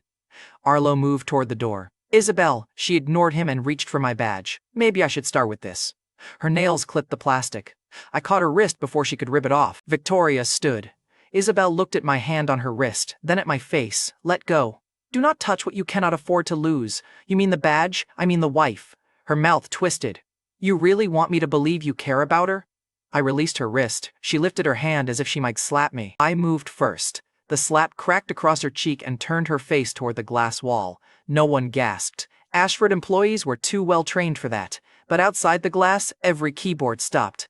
Isabel pressed one hand to her cheek, stunned in a way no insult could have made her. She had expected me to defend my pride. She had not expected me to defend a woman she had not even bothered to know. I stepped close enough for her to hear without making Victoria guess. "My wife is more beautiful than you," I said, "sharper than you, stronger than you. Her figure is better, her spine is cleaner, and unlike you, she does not need to threaten another woman to feel chosen." Isabel's eyes went wet with rage. "You hit me for her?" "No," I said. "I hit you because you thought my wife was safer to insult than me." Victoria stood by the table still as glass. She had heard enough. Not all of it, maybe. Enough. Her expression did not soften. That would have been too easy. But color touched her face for 1 second before she buried it under command. "Isabel," Victoria said, "leave this floor." Isabel turned on her. "Aunt Victoria, he slapped me." "After you threatened a woman who was not in the room and touched his badge without permission. You are defending him again." Victoria's voice dropped. "I am defending the order of my building. Do not confuse that with permission to test me." Isabel looked from Victoria to me. The hatred was still there. So was something worse for her. Doubt. She had come to make me look like a kept man. Instead, she left with a red handprint, no folder, and every employee on the research floor pretending they had not just watched the Ashford niece lose a private war in public. Arlo escorted her out with professional speed and personal satisfaction he tried very hard to hide. Mr. Whiskers barked after her. "Unnecessary," Victoria told the dog. I looked at her. "He has instincts. He has lungs. So did Isabel." Victoria picked up the folder Isabel had dropped and placed it on the edge of the table without reading it. "You defend your wife loudly for a man who wanted divorce yesterday," she said. "Divorce is paperwork. Insults are immediate. That does not answer the question. You did not ask one."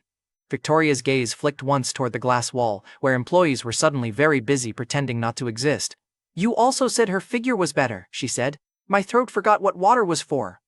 Arlo, still by the door, turned his head very slowly. I looked at Victoria. "You heard that part?" The entire floor heard that part. Then the entire floor received accurate information. Her expression did not change, her ears did, just barely, pink at the edges. Ruth would have thrown a parade. Victoria only picked up her salad fork and said, "Good nutrition matters if one plans to defend a claim," Arlo whispered. "I resign internally." "Denied," Victoria said. "I sat down because standing made the victory too visible." For a moment the room felt smaller than it was. Victoria's eyes held mine and I could see the line she refused to cross. If she admitted the words mattered, the marriage stopped being only a problem. If I admitted they mattered, so did I. Arlo returned before either of us could make the mistake.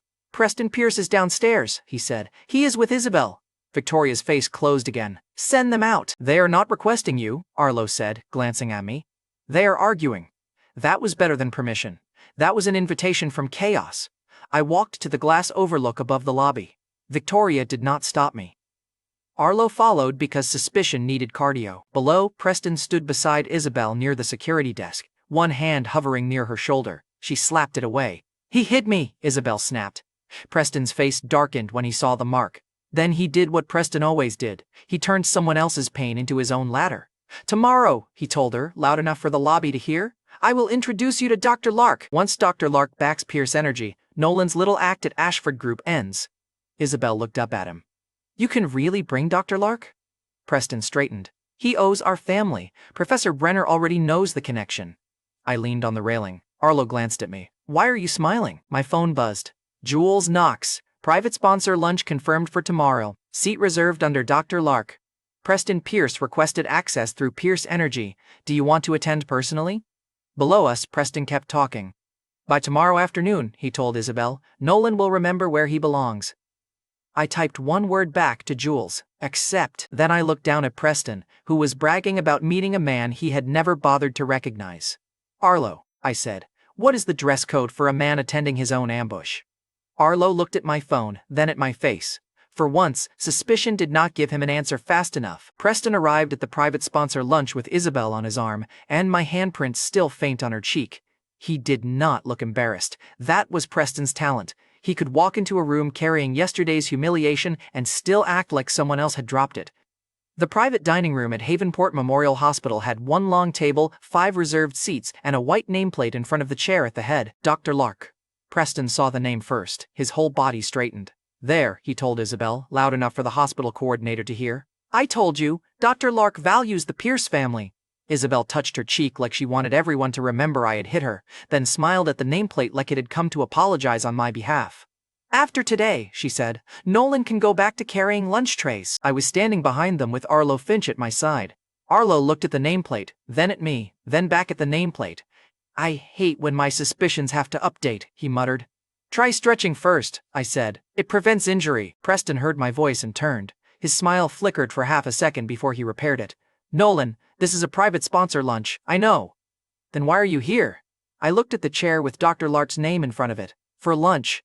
Isabel laughed once. You think hitting me made you interesting? No, I said. Your reaction did most of the work. Her face tightened. Preston stepped between us before she could make the same mistake twice. This meeting concerns Pierce Energy, Dr. Lark, and Ashford research channels. You are not useful in any of those categories. Professor Miles Brenner came in behind him with a folder tucked under one arm. He stopped when he saw me. Not surprised. Careful. That was the expression a decent man wore when he realized a liar had seated himself too close to a trap door. Professor, Preston said warmly, turning on the practiced respect. I'm glad you're here. You can tell Dr. Lark how valuable our family has been to young researchers. Professor Brenner's eyes moved to me. I can tell him exactly what I know, he said. Preston heard agreement because vanity was cheaper than listening. He pulled out the chair beside the Dr. Lark seat for Isabel. My mother has supported people in this field for years. Eleanor, too. Dr. Lark knows kindness when he sees it. The word kindness in his mouth almost made me laugh. Then the side door opened, and the laugh died. Agnes Reed wheeled Eleanor Pierce into the room. Eleanor looked smaller in the hospital chair than she ever had by the window at the Pierce house. A soft blanket covered her knees. Her hair had been brushed, but her hands still held that tired tremble she tried to hide when Marla watched too closely. Marla followed behind the chair. Of course she did. She had dressed in cream, the color she wore when she wanted cruelty to look expensive. Eleanor wanted fresh air, Marla said, before anyone asked. And Preston thought Dr. Lark might appreciate seeing the woman whose generosity helped shape his path. Eleanor looked confused by the performance. She saw me. Her face softened before she remembered where she was. Nolan, she said, did you eat? Marla's hand tightened on the wheelchair handle. Preston's smile sharpened. He heard an opening and grabbed it. See, Eleanor worries about everyone. That's why Dr. Lark respects our family. I walked to the table. Preston's gaze followed me with the lazy confidence of a man watching a servant approach the wrong chair. Careful, he said. That seat is reserved. I know. I pulled out the chair under the Dr. Lark nameplate and sat down. For one clean second, nobody spoke. Then Isabel laughed. You are unbelievable. Preston's voice stayed gentle, which made it uglier. Get up, Nolan. Professor Brenner put his folder on the table. Arlo closed the door. The hospital coordinator looked at the list in her hands, then at me, and quietly stepped back. Preston noticed that. His smile thinned. Professor, he said, please explain to him. Professor Brenner looked at Preston. That is Dr. Lark's seat. Exactly, and Nolan Pierce is sitting in it. Preston blinked. The room did not explode. It shrank. Every polished lie Preston had carried into that lunch suddenly had less air to breathe. Isabel looked from Professor Brenner to me. Her hand dropped from her cheek. No, she said. I picked up the nameplate and turned it toward Preston. You requested direct recruitment from Dr. Lark, I said. You requested a private path for Pierce Energy. You requested an introduction through Professor Brenner. You requested permission to bring Isabel so she could see your win. Preston's face emptied. Then pride rushed back in, stupid and loud. This is ridiculous, he said. You cannot just sit under a nameplate and become someone. You tried to stand near Eleanor and become decent, Marla snapped. Watch your mouth. I looked at her hand on Eleanor's chair. Take your hand off her. Marla stiffened. Eleanor looked up at Marla, then at me. Agnes, after one nervous glance, moved the wheelchair half a step away from Marla. It was small. It was enough. Preston placed both hands on the table. Dr. Lark is a professional identity. It has patents attached to it. It has grants attached to it. You think you can steal that because Professor Brenner likes you? I opened the folder in front of me. Inside were 3 things: a Pierce Energy licensing request, a patent authorization packet, a small stack of unopened birthday cards, each one addressed to Eleanor Pierce in the same plain hand. Preston stared at the top page. His mouth closed. Isabel leaned close, read the header, and stopped breathing through her nose. The direct recruitment request is denied, I said. Preston's head jerked up. You do not have authority to deny anything, Professor Brenner said. He does, Marla pointed at the professor. You knew? I knew enough to know Preston was lying, Professor Brenner said. The rest was not mine to tell. Preston turned on me, mask cracking at the edges. Pierce Energy has invested months into this. Father expects this route. You cannot punish the whole company because you are angry with me. I'm not angry. You hit me. That was pricing. Arlo made a sound that might have been a cough if he had less self-respect. I slid the Pierce Energy request back into the folder. Pierce Energy can apply through the ordinary partner review. No direct recruitment, no special seat, no Preston Pierce as gatekeeper. Preston's ears went red. You would damage your own family? My family? I looked at Eleanor. Let's ask carefully. Eleanor's fingers tightened on her blanket. Marla took one step forward. Do not drag her into this. You did that when you wheeled her in as a receipt. Marla's fingers tightened on the table edge. Not honest, dangerous. Preston grabbed the safer angle. Dr. Lark owes Eleanor gratitude. Everyone knows she sponsored early medical work when no one else cared. If you are really connected to that name, then you should honor the woman who helped you. I have. I took the birthday cards from the folder and placed them in front of Eleanor. Agnes whispered, those came every year. Eleanor looked down at them, her lips parted. The first card was soft blue, worn at the edge from being held too many times. She touched it with 2 fingers. I thought, her voice broke, I thought a foundation sent these. No foundation, I said. Marla's face changed. For years, Marla had let Eleanor believe those gifts came from somewhere clean and distant, a generous stranger, a program, a charitable office, anything except the child Marla had trained the house to ignore. Eleanor looked at me. You? I did not trust my voice for a second. Then Preston made the mistake of breathing. Nolan always liked dramatic gestures, he said. I looked at him. You always liked eating from other people's plates? His jaw clenched. Eleanor picked up one card. Her hands trembled so badly that Agnes helped her open it. Inside was the same short line I had written for years, for the woman who noticed hunger. Eleanor's eyes filled. Marla looked away. Marla looked away before Eleanor finished. The locked doors were written all over her face. You paid for my medicine, Eleanor whispered. Not all of it, I said. Enough when I could. The winter blankets? Yes. The red scarf? You said the hospital was too gray.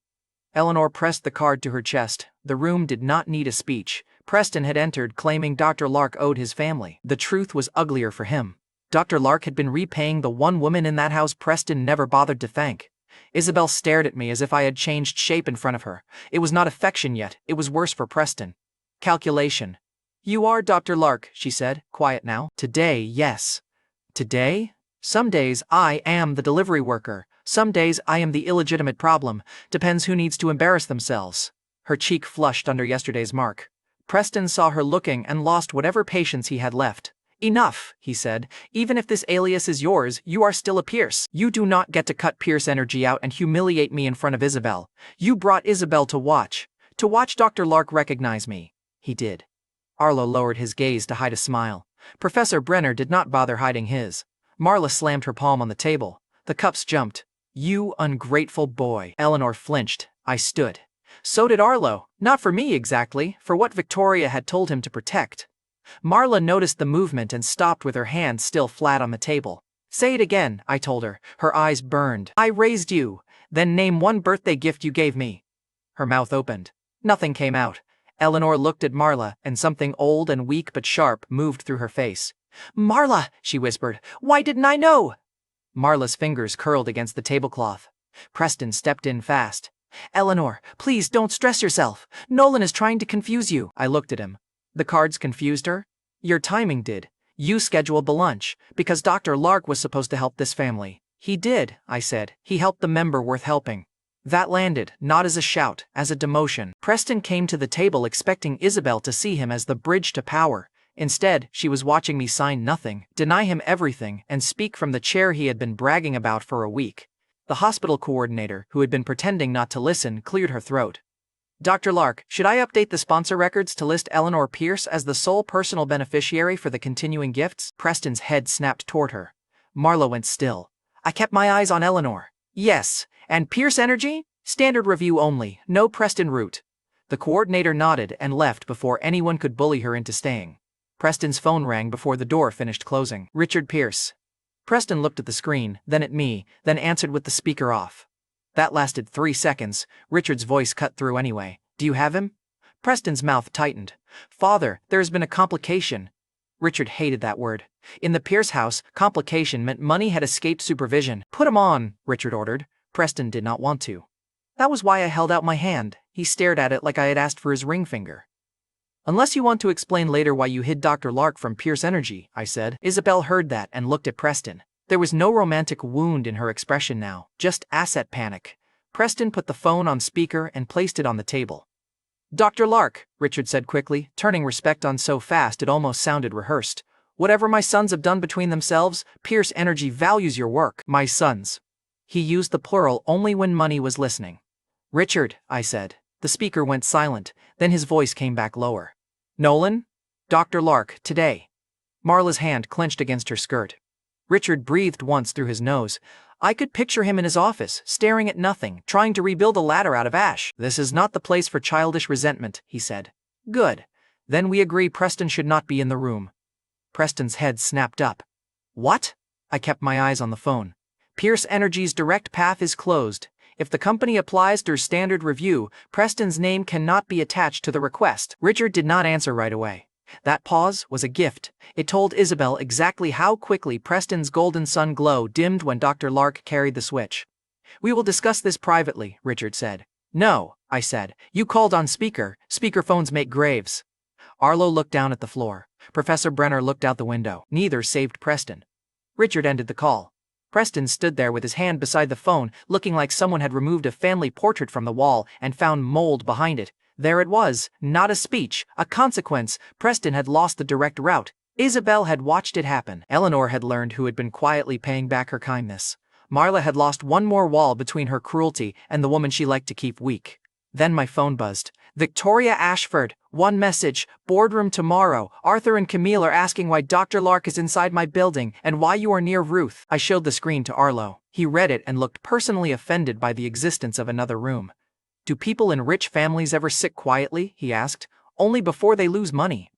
Preston tried to recover by leaning over Eleanor's chair. Please don't listen to him. He has always been jealous. He wants to turn you against the only son who stayed clean. Eleanor looked at the birthday card in her lap. Clean, she repeated. Marla's face tightened. It was a small word, too small for the panic it caused. Agnes saw it too. Her gaze moved from Marla to Eleanor's hospital bracelet, then to the old cards. Mrs. Pierce, Agnes said carefully to Eleanor, your memory box is still in storage at the house, the one from Havenport Memorial Hospital. It has the baby things you kept asking about. Marla turned so fast her earrings flashed. Agnes, she said. Agnes went pale. I only meant, bring it, Eleanor said. The room quieted again, but this time the silence belonged to Marla. Eleanor's voice stayed thin. The small bracelet, the one from the hospital. I want to see it. Marla took the handles of the wheelchair. You need rest. I stepped into her path. She looked at me with pure hate. Her hate did not land like ordinary hate. It looked like fear wearing makeup. Agnes, Marla said, not taking her eyes off me, bring the box to my room first. Agnes hesitated. Marla's voice sharpened. Now! Eleanor clutched the card to her chest. Why your room? Marla smiled at her. It was gentle. It was the ugliest thing she had done all afternoon. Because some memories hurt you, Marla said. Agnes left. Marla's fingers dug into the wheelchair handles. Preston looked from the door to the memory box, 1 second too late. Losing Dr. Lark had opened a door his family had spent years locking from the other side. Marla tried to bury Eleanor's memory box before breakfast. Agnes called me from a hallway outside the VIP ward, whispering so softly I had to press the phone against my ear. She told me to bring it to her room first, Agnes said. Not Mrs. Pierce's room, hers! That was not how innocent people handled old baby bracelets. I found Agnes with a faded blue box on a metal cart. Eleanor sat in her wheelchair beside the window, half awake, watching the box as if it had been calling her for years.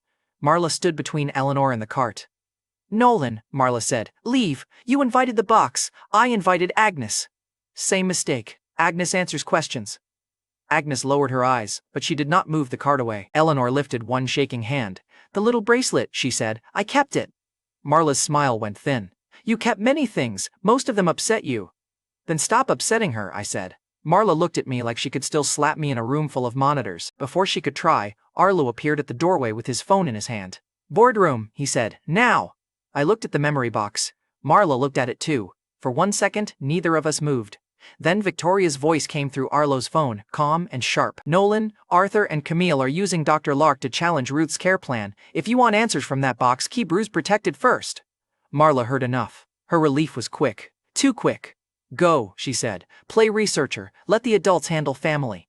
I stepped close enough that she could hear me without Eleanor hearing every word. If one thing disappears from that box, I said, I will make your hands famous. Marla's eyes flashed. Agnes swallowed. Eleanor kept looking at the lid. I left the hospital with Arlo and took the old pressure with me. One room behind me held a box. Marla feared, and one room ahead held people trying to turn that fear into a company knife. The Ashford boardroom was built to make ordinary people feel temporary. Glass wall, long black table, city below. Ashford's seal on the far wall. Enough polished wood to make every sentence sound more expensive than it deserved. Arthur Ashford stood at the front with a folder in his hand. Camille sat beside him, diamonds bright under daylight, smiling like a woman who had already spent money she did not own. Victoria sat at the head of the table. She did not look at me when I entered. That was anger. Not at me. At the fact that she needed me. Arthur looked me up and down. There he is, East Row's newest board advisor. Camille's smile widened. Should we give him a seat or a mop? Arlo made a quiet note on his tablet. I looked at him. Are you writing that down? For personality evidence, he said. Arthur slapped the folder on the table. This is exactly the problem. He treats Ashford Group like a private joke because Ruth is confused and Victoria is indulging him. Victoria's eyes lifted. Careful. No, Arthur said. Careful is what this board should have been before a man from East Row walked into our research floor, exposed himself as Dr. Lark, and started holding Brightark access over the family. Several board members shifted. Good. Arthur had picked his weapon. Now everyone could see the blade. Camille leaned forward. Ruth's condition makes her vulnerable. We all respect her, but she has been calling this man grandson-in-law, pushing him into family spaces and mixing him into Solace 9 decisions. We cannot let a stranger exploit that. A stranger? I said. Camille looked at me. You prefer husband? Fine. A husband nobody remembers marrying. The boardroom tightened. Victoria's hand rested on the table, still, not clenched, still. That was worse. Arthur pointed at me. He is accused of 3 things: exploiting Ruth, stealing Ashford research, using Brightark to force his way into this company. 3 accusations, I said. You almost sound prepared. I am prepared. Then this will be fast. Arthur's smile came back. Please, explain to the board how a boy with an East Row apartment became the most convenient man in Ruth's medical trial, Victoria's marriage record, and Dr. Lark's patent chain. That was a good line, too good. It made him confident enough to keep talking. Clearspring Therapeutics will not move Solace 9 forward unless Brightark authorization clears today, Arthur said. Brightark authorization is now conveniently controlled by him, and he expects us to believe he is not extorting this family. The screen at the wall changed. A live status notice appeared. Brightark authorization pending. Camille looked pleased with herself. If Ruth's treatment is delayed, the board should ask who benefits. Victoria turned to me. Do you? She asked it like a challenge, not a doubt. Still, everyone heard it, so I answered clearly, no. Arthur spread his hands. Wonderful. Then sign away the Brightark issue right now. No conditions, no special treatment, no more playing poor wounded husband while holding Ruth's recovery hostage. There it was. The trap had teeth. If I refused, I looked like the man delaying Ruth's treatment. If I signed blindly, Arthur and Camille got access to the one route they had been circling since Ruth cut Preston's trust share gift.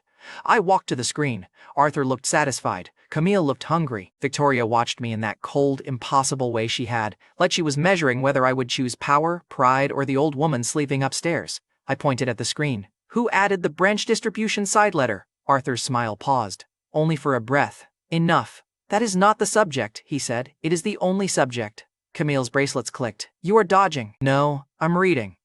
The board members looked from me to Arthur. Arthur's neck colored. The side letter protects Ashford interests. It gives your branch control over distribution once Solace 9 moves through Clearspring Therapeutics, I said. It also cuts Ruth's priority access if her trust position changes. Cute clause, ugly timing. Camille stood. You have no authority to interpret Ashford agreements. He has authority to interpret his own patent conditions, Victoria said. The boardroom snapped toward her. She finally looked at me. Continue. That one word moved my chair farther than any title could have. Arthur heard it too. His jaw tightened. I tapped the screen. The problem is not Brightark. The problem is Arthur trying to smuggle his family's profit route into Ruth's treatment channel, then blaming me when Brightark refused the dirty version. You arrogant little, Camille started. Victoria's voice cut through. Finish that sentence carefully. Camille sat down. Not because she was calm. Because she had just remembered whose room it was. I took out my phone and opened Jules Knox's waiting message. Clean terms ready, no branch side letter, Ruth priority locked. Dr. Lark authorization pending your verbal approval. Arthur saw the phone. You staged this, he said. You drafted the dirty paper. You waited to embarrass us. You called the board. Arlo whispered. Technically accurate. Victoria did not look at him. Arlo. Silencing myself, I placed the phone on the table where the board could see the clean approval text without needing a lecture. Brightarc will authorize Solace 9 today under clean terms, I said. Ruth's access stays locked. Clear Spring Therapeutics moves. Arthur and Camille get no side channel. Pierce Energy gets nothing through this room. If anyone wants to argue, argue out loud where the board can hear which part offends you. The room went quiet. Not empty quiet. Calculating quiet. The kind rich people used when they realized a public objection would expose private greed. Arthur looked at Victoria. You are letting him dictate Ashford's strategy. Victoria leaned back. No, I am letting the man who found your knife remove it from my grandmother's treatment. Camille's face hardened. He is manipulating you. Victoria's eyes moved to her. You used Ruth's illness as leverage 5 minutes after accusing him of exploiting her. I would sit down before the room compares performances. Camille sat all the way back this time. The room speaker chimed. Arthur reached for the console too quickly. Victoria's eyes moved to his hand. He stopped.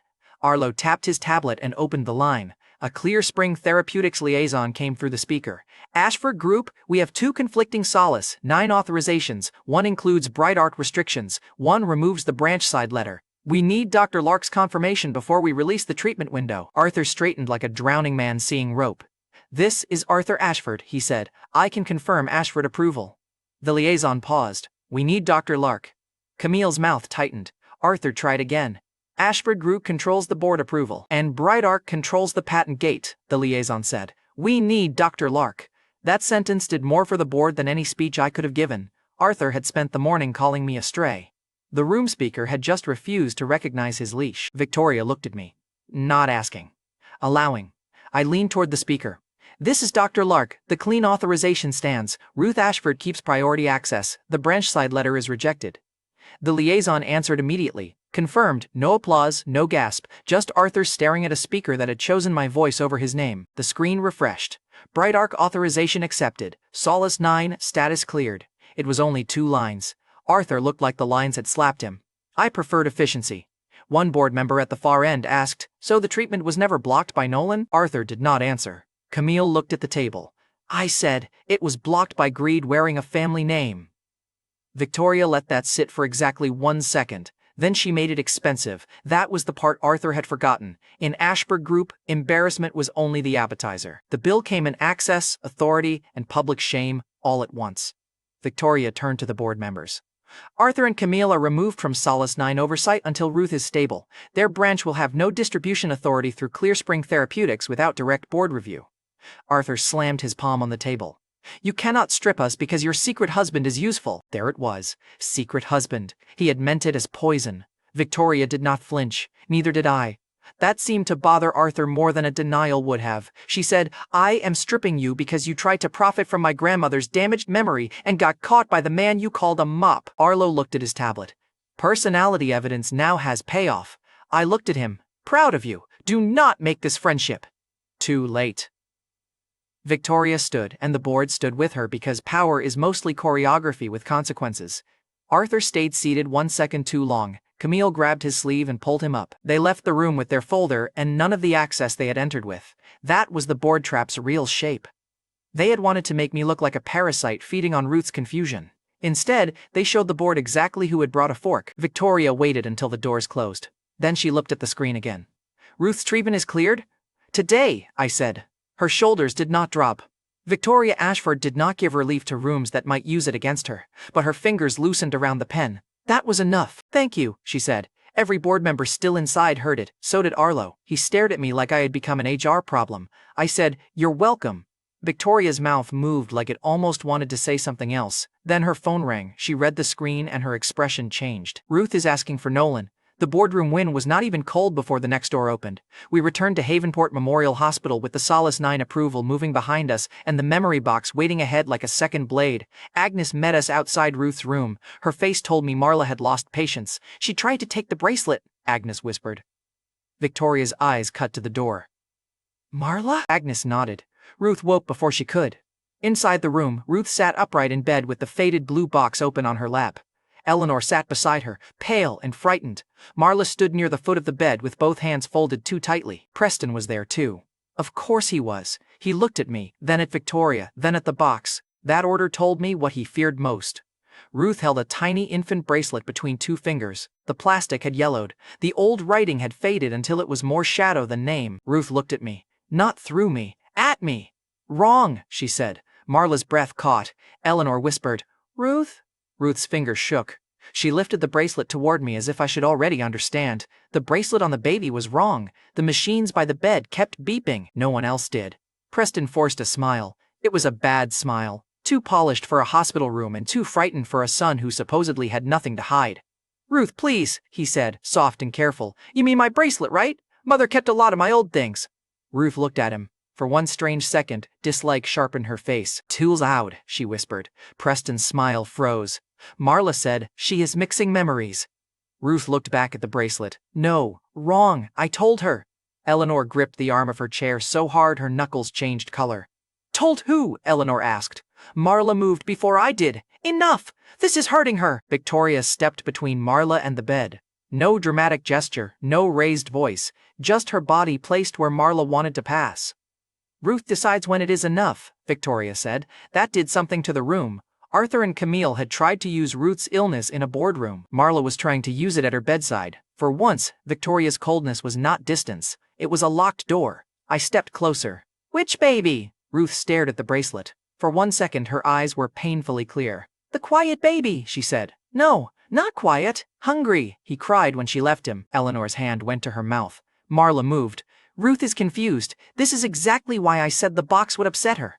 Victoria's voice stopped her. Do not touch that box. Marla froze.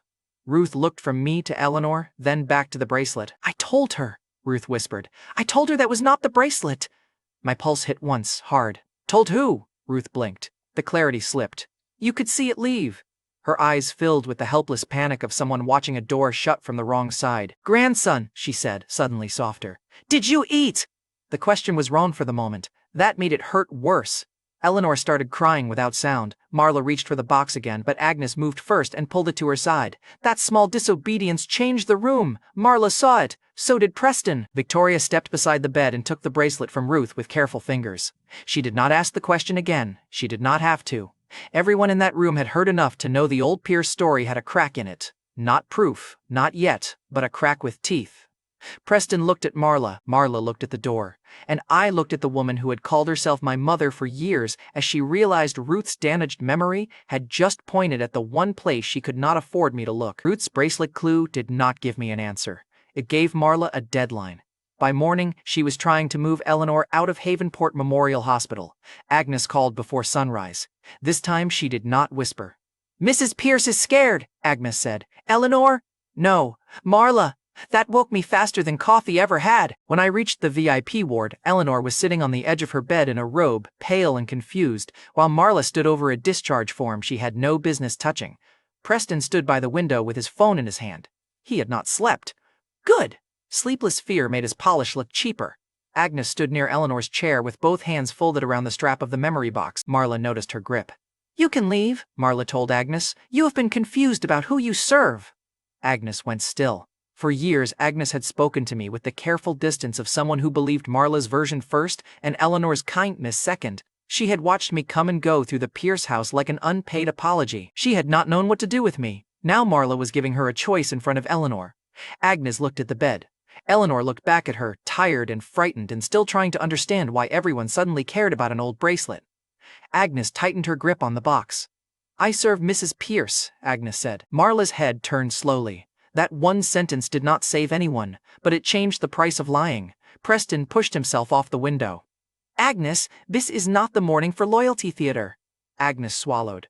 No, Mr. Pierce, it looks like it is exactly the morning for it. Preston's face hardened. I almost smiled, not because the line was brave, because Marla hated courage most when it came from people she had already priced as furniture. Marla saw me and slid the paper under a folder. You are not needed here. People keep saying that right before they need me. Preston lifted his chin. Eleanor is leaving. The hospital environment has become stressful. Eleanor looked at him. I did not ask to leave. Marla turned toward her with that soft poison voice. You're exhausted, Eleanor. Nolan keeps dragging old objects into your room. Ruth asked for the box, I said. Marla's eyes snapped back to me. Ruth is ill, and still harder to fool than you hoped.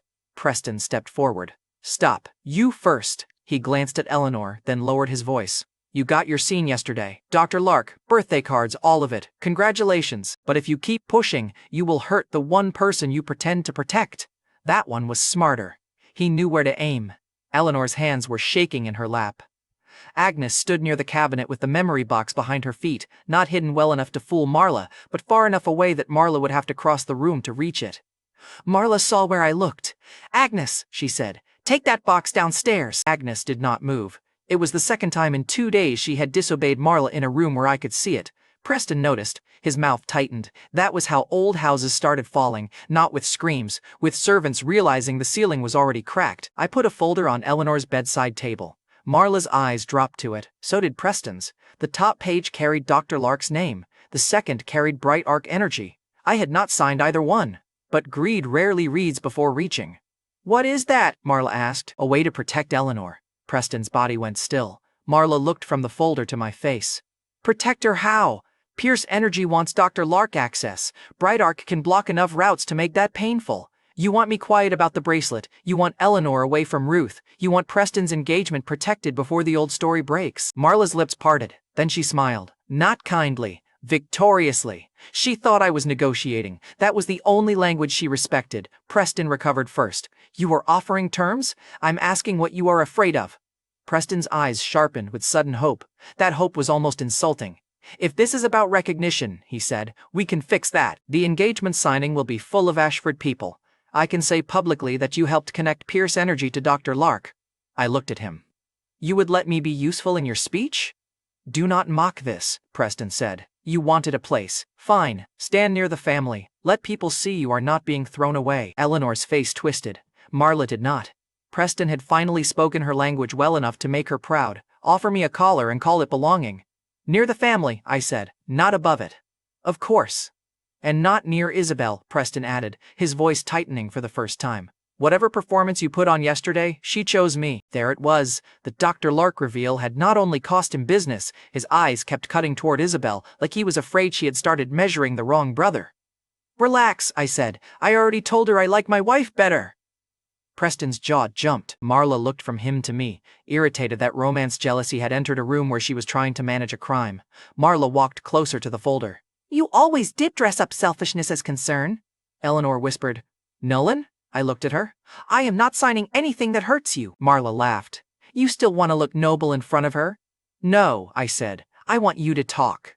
The room sharpened. Preston's eyes moved to Marla too quickly. There. Fear travels faster than lies. Marla folded her arms. Fine, you want simple? Preston needs the Bright Arc route. Pierce Energy needs the public Dr. Lark connection. Isabel's family needs to see stability before the engagement signing. In exchange, Eleanor stays comfortable, Ruth stops being agitated, and you stop digging through things that happened before you knew how to hold a spoon. Eleanor flinched at that last line. I did not. Before I knew how to hold a spoon, I repeated. Marla's face tightened. Strange place for you to draw the line, I said. You always said I came into the family already dirty. Preston stepped in. This is pointless. No, this is the first useful conversation your mother has had with me. Marla's hand twitched. I smiled. Go ahead, hit me. Preston still has a face. Preston went red. Eleanor's eyes moved between us, lost and frightened and trying to catch words that kept turning into knives. Marla lowered her hand. Good. She remembered the price. You want Dr. Lark? I said. You want Bright Arc? You want me to stop asking why Ruth remembered the wrong bracelet? Then answer one question. Marla stared at me. Why does Preston deserve everything I earned? She scoffed. Because Preston understands family. Wrong. Because he has never tried to destroy us. Wrong again. Her voice rose. Because he is the son who should stand in that place. Eleanor's face changed. Marla heard herself too late. I took one step closer. What place? Preston said. Mother. One word, not warning. Panic. Marla ignored him because old rage had taken the wheel. Do not ask questions you cannot survive, Nolan. I survived you. You survived because I allowed it. Eleanor made a small sound. Marla turned toward her, then back to me, trapped between cruelty and caution. I tapped the folder. The Dr. Lark letter goes nowhere until you answer. Preston's hand curled around his phone. Nolan, he said, think carefully. If you burn this family, you burn Eleanor too. You keep using her as a hostage and calling it family. Marla stepped close enough for me to smell her perfume. Eleanor is fragile, because you kept her that way? Her eyes went flat. For once, the mask did not crack. It fell off. Eleanor was fragile long before I touched anything, Marla said. She could not even keep track of her own baby. The room stopped moving. Agnes put one hand over her mouth. Eleanor stared at Marla as if the words had crossed the room slower than sound. I did not breathe yet. If I pushed too hard, Marla would retreat. If I pushed too softly, she would live inside the crack. So I used her favorite script. Then Preston deserved it, I said. Marla's eyes flashed. Of course he did. Preston closed his eyes. Just once. Too late. Preston was healthy, Marla said. Bright, strong. Richard needed a son who would not embarrass the family. Eleanor was half dead, crying over a bracelet and a baby she could barely hold. Eleanor's breath broke. I kept my voice low. And me? Marla looked me up and down with the disgust she had practiced for years. You were hungry before you could speak. Eleanor began to shake. Agnes moved toward her, but Eleanor lifted one hand, stopping her. Marla was still talking, too deep in her own bitterness to notice the woman she had tried to remove was hearing every word. That bracelet should never have stayed where it started, Marla said. I corrected what everyone else was too weak to fix. There it was, not the whole truth, not the final shape, but enough. Enough to make every illegitimate insult in my life suddenly stand on rotten floor. Enough to make Eleanor look at me like she was seeing hunger from 20 years away. Enough to make Preston's future smell like smoke. I picked up the Dr. Lark folder and slid it back under my arm. Marla blinked. What are you doing? Keeping my property. We had a deal. No, I said. You had bait in your teeth. Preston lunged for the folder. Arlo stepped through the doorway and caught his wrist before he touched it. I had not seen him enter. That meant Victoria had sent him before Marla began talking. For once, I appreciated suspicion with legs. Preston yanked back. Let go. Arlo released him. Happy too. I dislike touching liabilities. Marla turned toward the doorway. Victoria stood there. She had heard enough. Her face was colder than the hospital glass. Eleanor stays, Victoria said. Marla tried to recover with dignity. This is Pierce family business. Victoria entered the room. You made it Ashford business when you used my grandmother's memory, my boardroom, and my husband's work to protect your lie. Husband, she said it cleanly, not loudly, not tenderly. Cleanly enough that Preston heard the future moving away from him. Isabel was not there to see it. That was the only reason he did not break completely. Eleanor stood. Agnes reached for her, but Eleanor shook her head. She took one slow step toward Marla. What did you do to my baby? Eleanor asked. Marla's face went white. No insult could have done that. No slap, no board vote. The question did it because it came from the woman Marla had spent years keeping quiet. Eleanor took another step. Her knees shook. Agnes moved beside her, not in front of her, and that mattered. For once, someone helped Eleanor stand without using weakness as a leash. Eleanor looked at me. There was no certainty in her face, only terror trying to become memory. Nolan, she said. Come here. Marla snapped. No! The word came out too fast, too raw. Eleanor turned back to her. Why not? Marla's mouth worked. Preston stepped in because he had always known how to fill silence with manners. Because you are upset and Nolan is provoking you. Eleanor did not look at him. She kept looking at Marla. Why not? She asked again. Marla's eyes flicked to the memory box. I saw it. Agnes saw it. Victoria saw it from the doorway. Eleanor followed the look and whispered, the bracelet. Marla recovered enough to laugh once. An old hospital bracelet proves nothing. Then why did you try to take it? I asked. Marla's laugh stopped. Preston said, because you keep weaponizing sick women. I looked at him. You say that a lot for someone using two of them as shields. His face flushed. Eleanor held out her hand toward me again. I crossed the room. Marla moved as if to block me. Victoria said, try. One word. Marla stopped. I stood close enough for Eleanor to touch my sleeve. Her fingers brushed the cuff, light and shaking. It was not a claim. Not yet. But Preston watched that touch like someone had started signing away his inheritance. Preston stepped between them. Eleanor, please sit down. You're confused. Eleanor looked at him. Preston failed to look like the safe one. Do not call me confused, Eleanor said. He swallowed. Marla's eyes ran toward the door again. Victoria moved slightly, not blocking it completely, just enough to remind her doors also belong to people with power. I looked at Agnes. Keep the memory box with Eleanor. Agnes nodded before Marla could speak. That nod hit Marla harder than obedience had ever helped her. Preston backed toward the window and lifted his phone. Who are you calling? I asked. He did not answer. He did not need to. He had lost Dr. Lark. He had lost the clean Pierce family story. He had heard Victoria call me husband in a room where Isabel was not there to manage, so he reached for the one status object he still thought could cover the blood on the floor, the Ashford engagement. Preston spoke into the phone, voice low and fast. "Move the signing up. Tonight if you can, tomorrow morning at the latest. We need it locked before this spreads." Marla snapped. "Preston." He ignored her. That was new too. Fear had made him rude. Victoria watched him call. She did not stop him. That bothered me until I saw her eyes. She was not letting him escape. She was letting him choose the room where he wanted to lose. My own phone buzzed before Preston finished speaking. "Isabel." I almost did not answer. Then I thought of the way she had watched me under Dr. Lark's nameplate. I put the call on speaker. Isabel's voice came through bright and sharp. "Nolan, good news! Preston and I are moving the Ashford engagement signing forward." Preston lowered his phone. Marla stared at mine. Eleanor stood beside the bed, still shaking. Victoria did not move. Isabel continued, enjoying herself. "Since you keep orbiting my family like a stray with a badge, you can come watch. I will even make sure you have a place." "How generous." "Do not misunderstand," Isabel said. "Not with the family, not with guests. You can stand on the servant's side, where you used to look most natural." The hospital room went silent. I looked at Victoria. Her expression did not change. But her left hand, the one nearest mine, curled once, then relaxed. I looked at the phone. "Send the time," I said. Isabel laughed. "You actually want to watch me marry Preston?" "No," I said. "I want a good view." I ended the call. Victoria looked at the dark screen in my hand. "You know she means to humiliate you," she said. "She has been meaning to humiliate me for years. Her aim is getting worse." Preston's face hardened because he did not know whether I meant the signing, the collapse, or both. Neither did I completely. I only knew this. Marla's lie had cracked in a hospital room, Eleanor had heard it, and Preston was dragging Isabel onto a stage before anyone could clean the floor. People like Preston always believed a bigger room made a lie safer. I had spent weeks learning the opposite. Isabel sent the engagement time before the hospital room had finished breathing again. 9 tonight. Ashford Ridge Estates, formal hall, dress properly, staff will show you where to stand. She even added a little heart. I showed the message to Victoria because I wanted to see whether her face could get colder than the hospital glass. It could?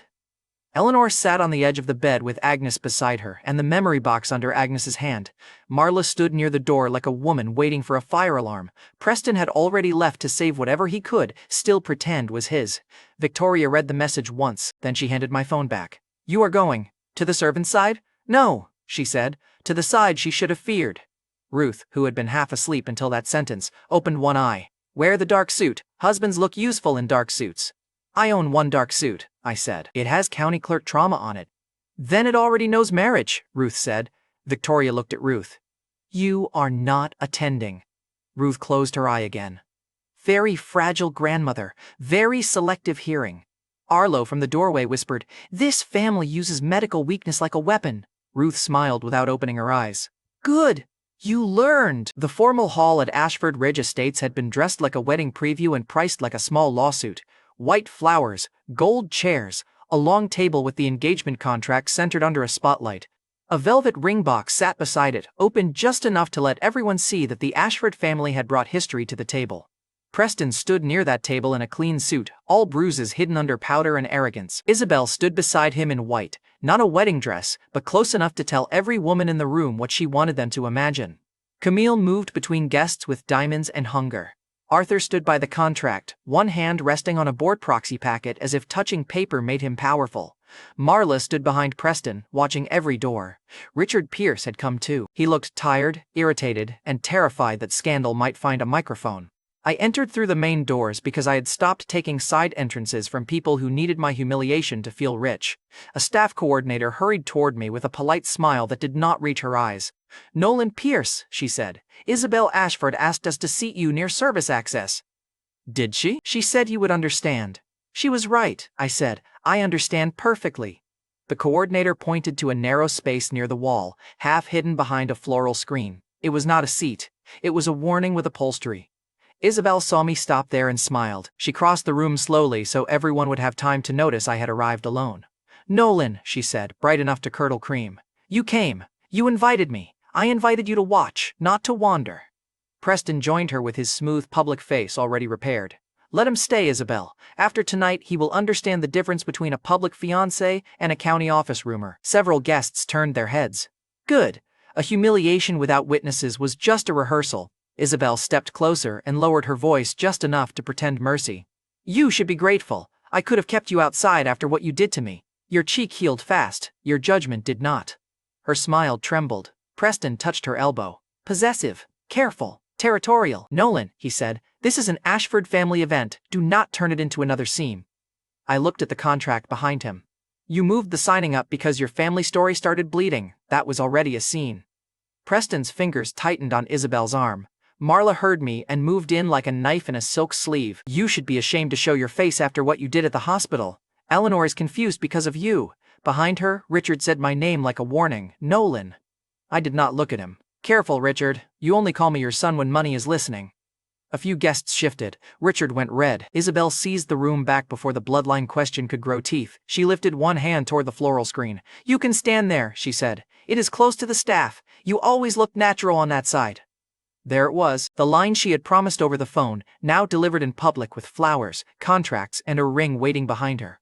I looked at the place she had given me. Then I walked to it. Preston moved to the signing table and lifted the ring box with 2 fingers. Since you are already near the staff, he said, make yourself useful. Hold this until the blessing. The staff coordinator went stiff. She knew it was wrong. She also knew whose name was on her paycheck, whose family owned the floor under her shoes, and whose engagement she had been told to protect. I looked at the ring box. Isabel's smile returned. Do not be dramatic. You used to carry things for Preston all the time. Shoes? Preston said softly. Coats, bags, whatever Mother asked. Marla's eyes warmed, not with love but with memory. Any room where Preston could make me small again still pleased her. Richard said nothing. Of course he said nothing. Silence had been his signature on most of my childhood. Preston held the ring box closer. Take it! Show the Ashford family you can behave! The old Nolan would have taken it, not because Preston deserved obedience, but because rooms like that punish the person who refuses more loudly than the person who humiliates him. I took the ring box. Preston's smile widened. Isabel's eyes shone with ugly satisfaction. Then I turned, walked to the signing table, and set the box back in the exact center of the contract where everyone could see it. There, I said. It can wait for a man who earns it. Preston's smile died again.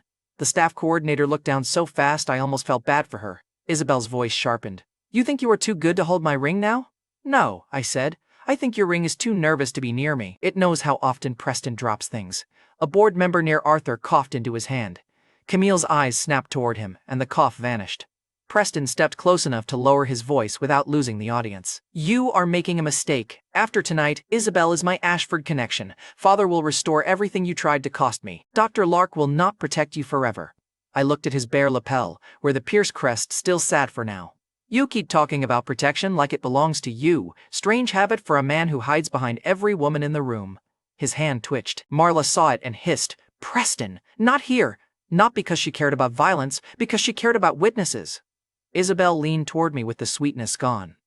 Your wife is not coming to save you, Nolan. Cheap women do not walk into Ashford signings. They wait outside until men are done using them. I smiled. That was the moment her confidence peaked. Preston smiled. Marla exhaled like the old house had finally returned. Isabel looked victorious for exactly 4 seconds. Then the main doors opened. Victoria entered with Ruth on her arm. Arlo came behind them carrying a small leather case. The estate steward followed with 2 guards. The room straightened as if someone had pulled a wire through every spine. Victoria wore black. Ruth wore pale blue and carried the Ashford trust seal in one hand. Isabel's smile faltered. Preston's confidence tried to hold. It failed around the edges. Victoria's eyes went first to the engagement contract, then to the ring box, then to me standing near the floral screen. She did not ask why. She looked at Isabel. Who placed my husband by the service wall? The formal hall forgot how to breathe. Not one gasp was needed. The ring box sat open. Preston's hand was still near it. Isabel stood in white, ready to be chosen, and Victoria Ashford had just used the word husband like a blade laid flat on glass. Isabel's mouth opened. Aunt Victoria, answer! Isabel looked at me, then back at Victoria. He is not your husband. You said the marriage was a mistake. Ruth is confused. He is using all of you. Ruth tapped the trust seal against her palm. Once.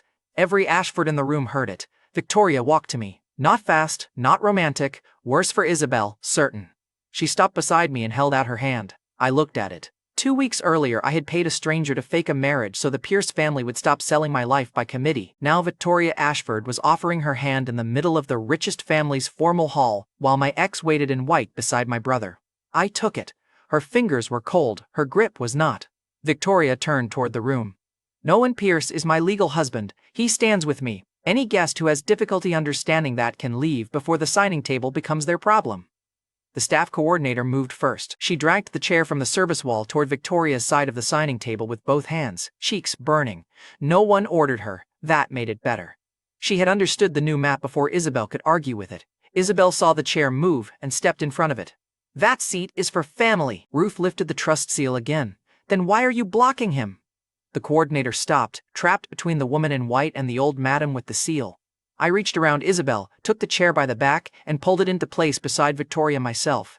The legs scraped across the polished floor. It was an ugly sound. Useful sounds often were. Every guest heard the servant-side chair become the husband chair. Preston looked at the chair like it had stolen from him personally. Maybe it had. For years he had not needed to hit me to keep me low. He only needed the room to agree where I should stand. That chair crossing the floor broke more of his power than another punch would have. Victoria sat first, then she looked at me. Nolan! I sat beside her. Isabel remained standing. That was the placement she had planned for me. The room did not miss it. Isabel's face drained, then color rushed back, ugly and hot. You were doing this because of Ruth, she said, because he wormed his way into her head. I looked at Isabel. You threatened to scare off my wife. You called her cheap. You said she was imaginary. Victoria's hand tightened around mine. Isabel heard the trap closing before she saw the shape. Isabel, Victoria said, the wife you threatened was me. That landed better than the slap. The mark on Isabel's cheek had faded. This one would not. Preston stepped forward and addressed Victoria. Isabel was emotional. Nolan provokes people. We should not let his resentment destroy an alliance between our families. Ruth looked at him. Alliance? Preston turned toward Ruth quickly. I have always respected this family. Yesterday was a misunderstanding. Tonight I hope to prove. You proved enough at my gate, Ruth said. Camille moved before Preston could bleed more. Mother, the engagement contract is ready. We can address family discomfort after the blessing. No, Ruth said. The word was small. The hall heard it like a door locking. Camille's smile froze. No? Ruth lifted the trust seal. No blessing, no trust seal, no Ashford support for this engagement tonight. Arthur's hand came off the board proxy packet. Mother, that is an overreaction. Ruth looked at him. You brought a proxy packet to your daughter's engagement because you thought romance could hide a board grab. Do not lecture me about overreaction. Arthur's jaw clenched. The estate steward stepped to the signing table and closed the ring box. Preston stared at the closed box like it had cursed him. The ring had been open for him. Now it was shut in front of everyone. Isabel stared at it. Grandmother, you cannot withdraw my blessing because of Nolan. He is my ex. He is trying to punish me for choosing Preston. No, Ruth said. He is my grandson-in-law. You are trying to punish him for not staying rejected. The guests did not murmur. They recalculated. That was worse. Preston looked at Isabel. His face showed less worry for her feelings than for what her public collapse cost him. Isabel saw it. Her eyes flicked to me. Jealousy and humiliation fought across her face, and neither one won cleanly. You enjoy this? She whispered to me. A little, I said. But you keep making it easy, Marla snapped. Enough! The old command cracked across the hall from habit alone. People turned toward her. Marla seemed to realize too late that this was not the Pierce sitting room, and I was not standing beside Preston's shoe. Victoria looked at her. Marla Pierce, you do not raise your voice at my husband in my house. Husband again. Cleaner this time. Colder. Preston's hand curled. Richard stepped forward, trying to rescue dignity from a room where dignity had already filed for divorce. Victoria, perhaps we should speak privately. Nolan's legal status is complicated. His legal status is clearer than your family's birth story, Victoria said. Marla went white. Richard looked at Marla. Preston looked at Richard. A crack from the hospital had followed us into the formal hall and started chewing through the floorboards. Arthur heard opportunity inside the damage. He stepped around the signing table and aimed his voice at the room, not just Victoria. This is exactly why the Ashford board cannot ignore tonight. If Victoria Ashford publicly claims a husband from East Row Apartments while his Pierce status is disputed, that affects trust authority, board confidence, and the Bright Arc relationship. There it was. The engagement had failed, so Arthur grabbed the next weapon. Victoria's hand did not leave mine. Say what you mean. Arthur's eyes cut to me. I mean your husband is a liability. A man with a hidden alias, a county record marriage nobody remembers, an unstable family claim, and an apartment that could not pay for this room's flowers should not walk into Ashford Control because Ruth likes him. I smiled. You were doing so well until the flowers. Arthur ignored me. If he is Dr. Lark, prove the business authority. If he is Pierce family, prove the blood. If he is your husband, prove he is not bringing a fraud claim to Ashford's door. My phone rang. Jules Knox. The screen lit up in my hand while the ring box sat closed and Isabel's engagement contract waited unsigned. I answered on speaker. Jules did not waste a word. Bright Arc Energy's Go Public signing has been advanced. Ashford Group's alignment window is now. Your founder packet, Dr. Lark authorization, and spouse disclosure line all have to match before the room opens. Arthur's smile sharpened. Preston's did too, because desperate men love new confusion. Victoria looked at me. No fear. A question. I looked at Arthur, then at Preston, then at the closed ring box that Isabel had not earned. Good, I told Jules. Open the room. Arthur's voice rose over the speaker. Not until the board knows whether Nolan Pierce is a husband, a fraud, or a family scandal. The whole formal hall turned toward me. For once, the servant side had the best view. Arthur thought he had found the cleanest knife. He did not care whether I was Eleanor's son, Marla's mistake, or Preston's stolen shadow. He cared that uncertainty could delay Bright Arc Energy long enough to force Victoria into a weaker position. That was rich people at their ugliest. They did not need truth first. They needed leverage fast. Victoria did not let the formal hall become a board meeting. She closed the ring box, ordered the engagement table cleared, and sent one message through Arlo. Bring Eleanor Pierce to the east sitting room. Richard too. Agnes keeps the box. Marla heard the instruction and moved before anyone else did. Eleanor is too fragile. Ruth lifted the trust seal. So am I. Everyone keeps ignoring my hobbies. No one laughed. Marla tried again. This is Pierce family business. Victoria turned to her. You hid behind that sentence long enough. Preston stepped beside Marla, still trying to stand like a groom, though the contract had been removed behind him. Aunt Victoria, with respect. Do not use family language to borrow authority, Victoria said. You lost that privilege at my gate. Isabel flinched because the word gate had become a bruise she could not powder. 20 minutes later, the east sitting room held the people who had built the old lie and the people it had been built to control. Eleanor sat in a wheeled chair near the sofa, pale but awake. Agnes stood behind her with the faded blue memory box held against her chest. Ruth sat beside Eleanor, one hand resting over the Ashford trust seal as if even old metal knew to behave. Richard stood near the fireplace. He looked at the box like it had been delivered with a lawsuit attached. Marla stood beside Preston and kept one hand on his sleeve. That hand told me more than her face! She was not comforting him. She was anchoring herself to the son she had spent my life protecting. Arthur and Camille stayed near the door, pretending their greed was governance. Isabel stood behind Preston, too shaken to touch him and too proud to step away. Victoria stood at my right. Arlo guarded the door with the expression of a man who would rather fight a dozen intruders than listen to one more family secret. Richard broke first. This is madness, he said. My company is about to be dragged into a public signing. My son's engagement has been insulted, and now you want to interrogate my wife over baby things from decades ago. Eleanor's head lifted. Your wife? She asked. Richard turned toward her, startled by the edge in her voice. Eleanor looked at Marla. Which wife is allowed to remember her baby tonight? Marla's face tightened. Eleanor, you are upset. Nolan staged this. I said, I wish I had staged it. I would have made Preston kneel again for continuity. Preston snapped. Shut up. Ruth looked at him. You kneel badly and interrupt worse, Camille whispered. Mother. Ruth did not even blink. Agnes moved the memory box to Eleanor's lap. Marla stepped forward. Do not give her that! Agnes's hands trembled. Then she let go. The box settled on Eleanor's knees. That small sound changed the room. Marla had commanded Agnes for years. Agnes had obeyed because sickness makes households easy to bully. But the moment that box left Agnes's hands and entered Eleanor's, Marla lost the last servant she thought fear could buy. Eleanor opened the lid. Inside were tiny hospital keepsakes, a faded blanket, 2 old bracelets, and photographs no one had smiled in. Evidence sat there. But the box was not the engine. The engine was Marla's face when Eleanor touched the bracelet. Eleanor lifted the yellowed plastic strip. Her breath shook. I remember this. Agnes took one step forward before fear could drag her back. Marla asked me not to wake you that night, Agnes said to Eleanor. Marla turned on her. Stop. Agnes flinched, but she kept speaking. I was young. I thought I was protecting you. I saw 2 bracelets on the tray. Marla said the nurses made a mistake and that you were too weak for more confusion. I believed her because everyone in that house believed whatever she said loudest. Eleanor's lips parted. Richard's face closed like a man trying to deny a bill after seeing his own signature. Preston's voice went cold. Agnes, you are a caretaker, not a doctor. You do not know what you saw. Agnes looked at him then. For years, Agnes had called Preston by the family title with gentle respect. That night, the respect left before the title did. I know Marla told me never to mention the second bracelet, Agnes said. I know she took the crying baby out of your room before dawn. I know the baby she brought back did not cry the same way. Marla's hand flew up. Not toward me, toward Agnes. Arlo moved first. He caught Marla's wrist in midair and held it there, polite as a door lock. I would not, he said. Marla looked at him like he was beneath noticing. Arlo smiled without warmth. That is the expression people wear right before security becomes memorable. He released her. Marla lowered her hand, but the room had seen it. More importantly, Eleanor had seen it.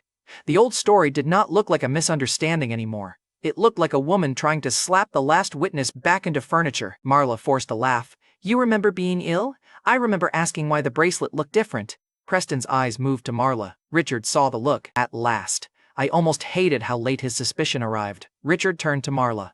What is she talking about? Marla's chin lifted. She is confused. Ruth is confused. Nolan is feeding both of them stories because he hates Preston. Then answer cleanly, I said. Which baby wore the wrong bracelet? Marla's eyes cut to me. You do not get to question your mother. Eleanor flinched, not from fear this time, from anger trying to stand up inside a body that had been kept seated too long. Do not use that word, Eleanor said. The room hurt her. Marla heard it worst. Eleanor, Marla said softly, you do not understand what he is doing. I understand hunger, Eleanor said. Her hand tightened around the bracelet. I fed him because no one else did. I heard him cry in the garden because no one else went outside. I asked you why I cared so much, and you told me sickness makes women sentimental.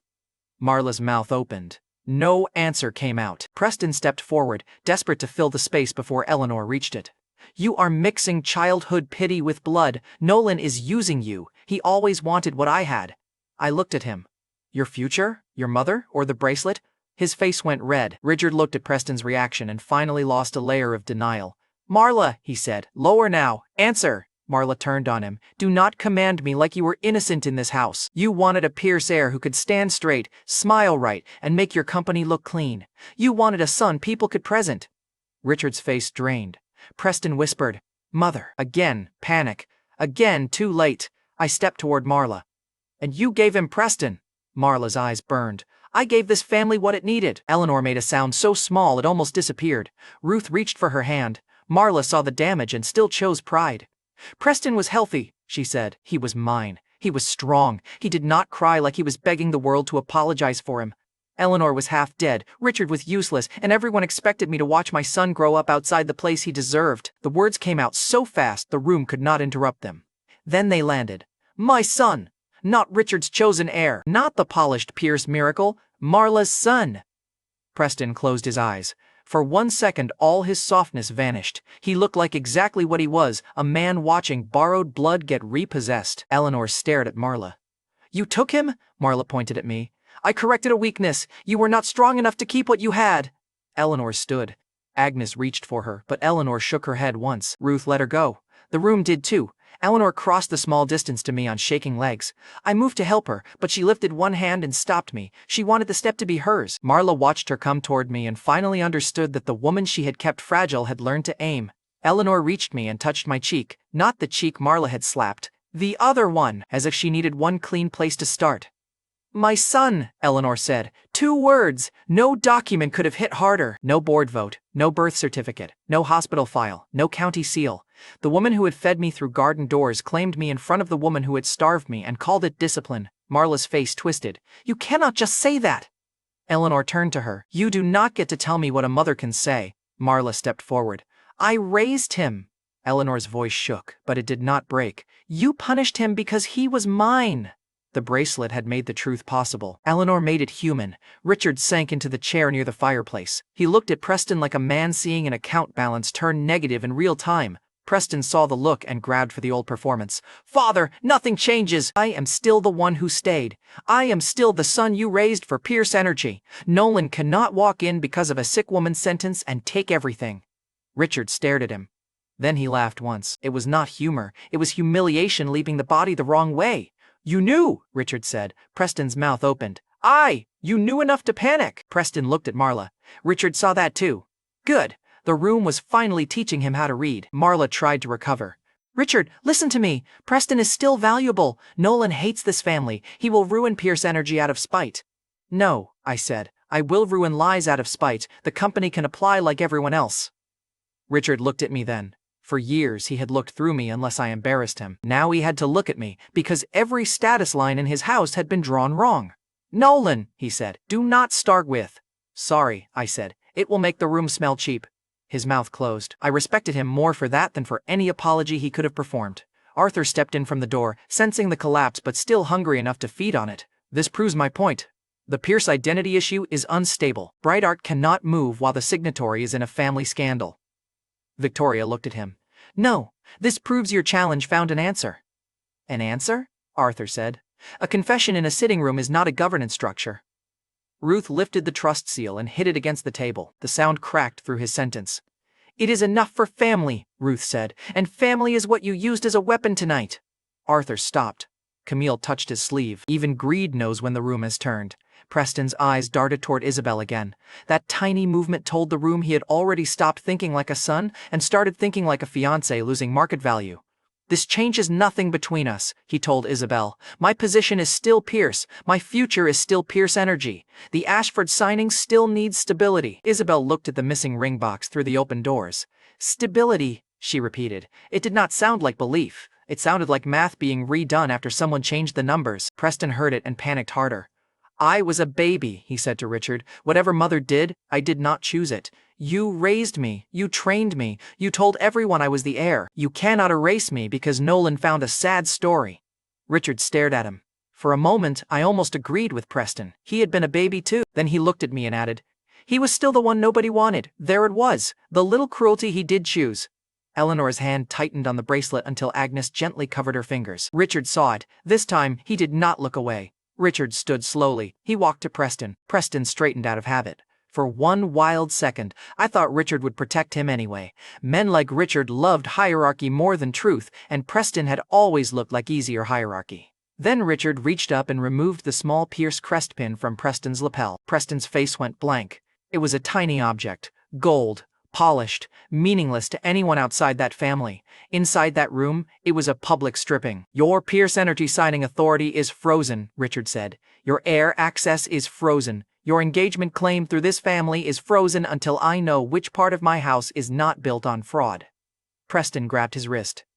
Father, Richard pulled free. Do not call me that until I decide whether the word survived tonight. Marla slapped Richard.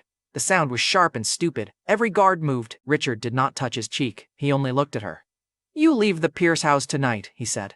Marla laughed, wild now. You think you can throw me out? I gave you the son you wanted. Eleanor stepped between Marla and me. Not because I needed shielding, because she needed the room to see where she stood. You gave him a lie, Eleanor said, and you stole mine. Preston turned toward Isabel, reaching for the last soft place he had. She stepped back. Not far, just enough. It was the cruelest distance in the room. He saw it and broke in a quieter way than I expected. Isabel, he said. She looked at the closed ring box on the cleared table beyond the sitting room doors. She did not answer. Victoria's phone buzzed. Arlo checked his tablet at the same time. Bright Arc signing room is ready, Arlo said. Arthur straightened, still trying to turn ruin into delay.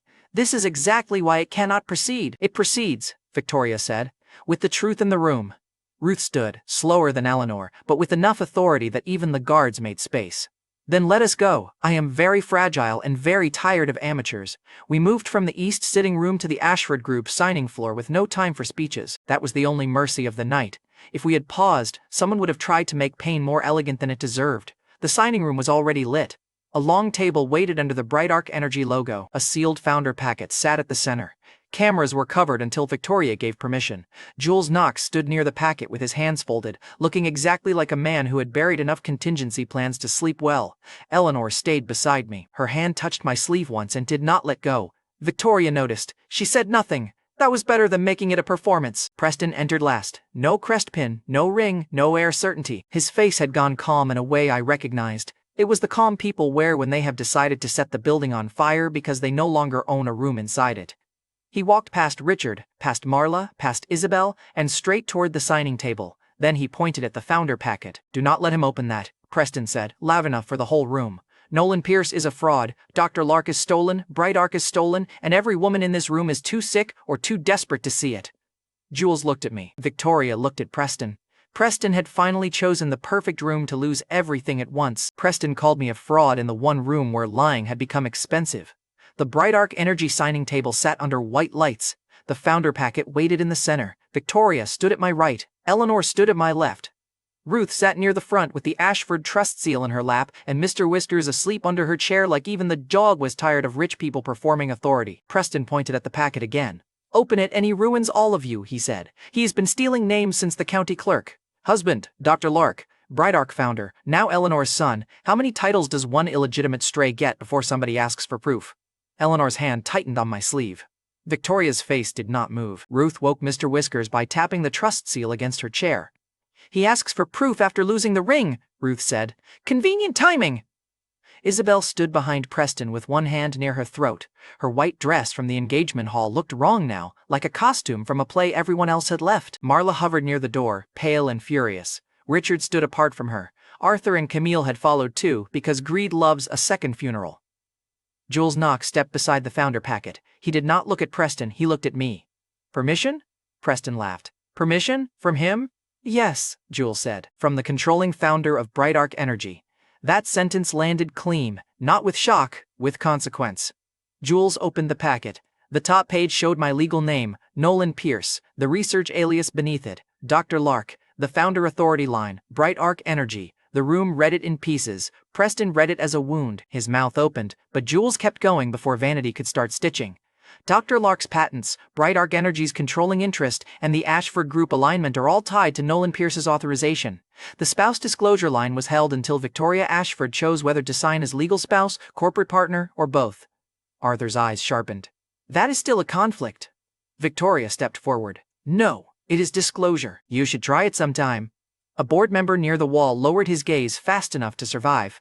Preston slapped his palm on the table. "He forged it. He forged all of it."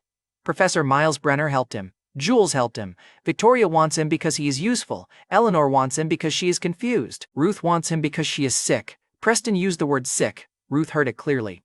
She stood. Slowly. The dog under her chair barked once, offended on schedule. Ruth placed the trust seal on the signing table and looked at Preston as if he had finally become too small for mercy. "You used my illness when it paid you," she said. "Now you call it sickness when it pays Nolan. Poor boy, you learned greed but not timing." Preston's face flushed. Marla stepped forward. "Do not speak to my son that way." Eleanor turned. "Your son," she said. 2 words. Marla stopped. The room did not need the whole confession again. That was the power of a real collapse. Once the wall fell, nobody had to keep describing the bricks. Richard looked at Marla. "You have no standing here." Marla's mouth tightened. "You needed me when you wanted Preston clean." "I needed truth," Richard said. "I was too vain to ask for it. That was the closest he came to confession. I let it stand. Not all weak men deserved a speech."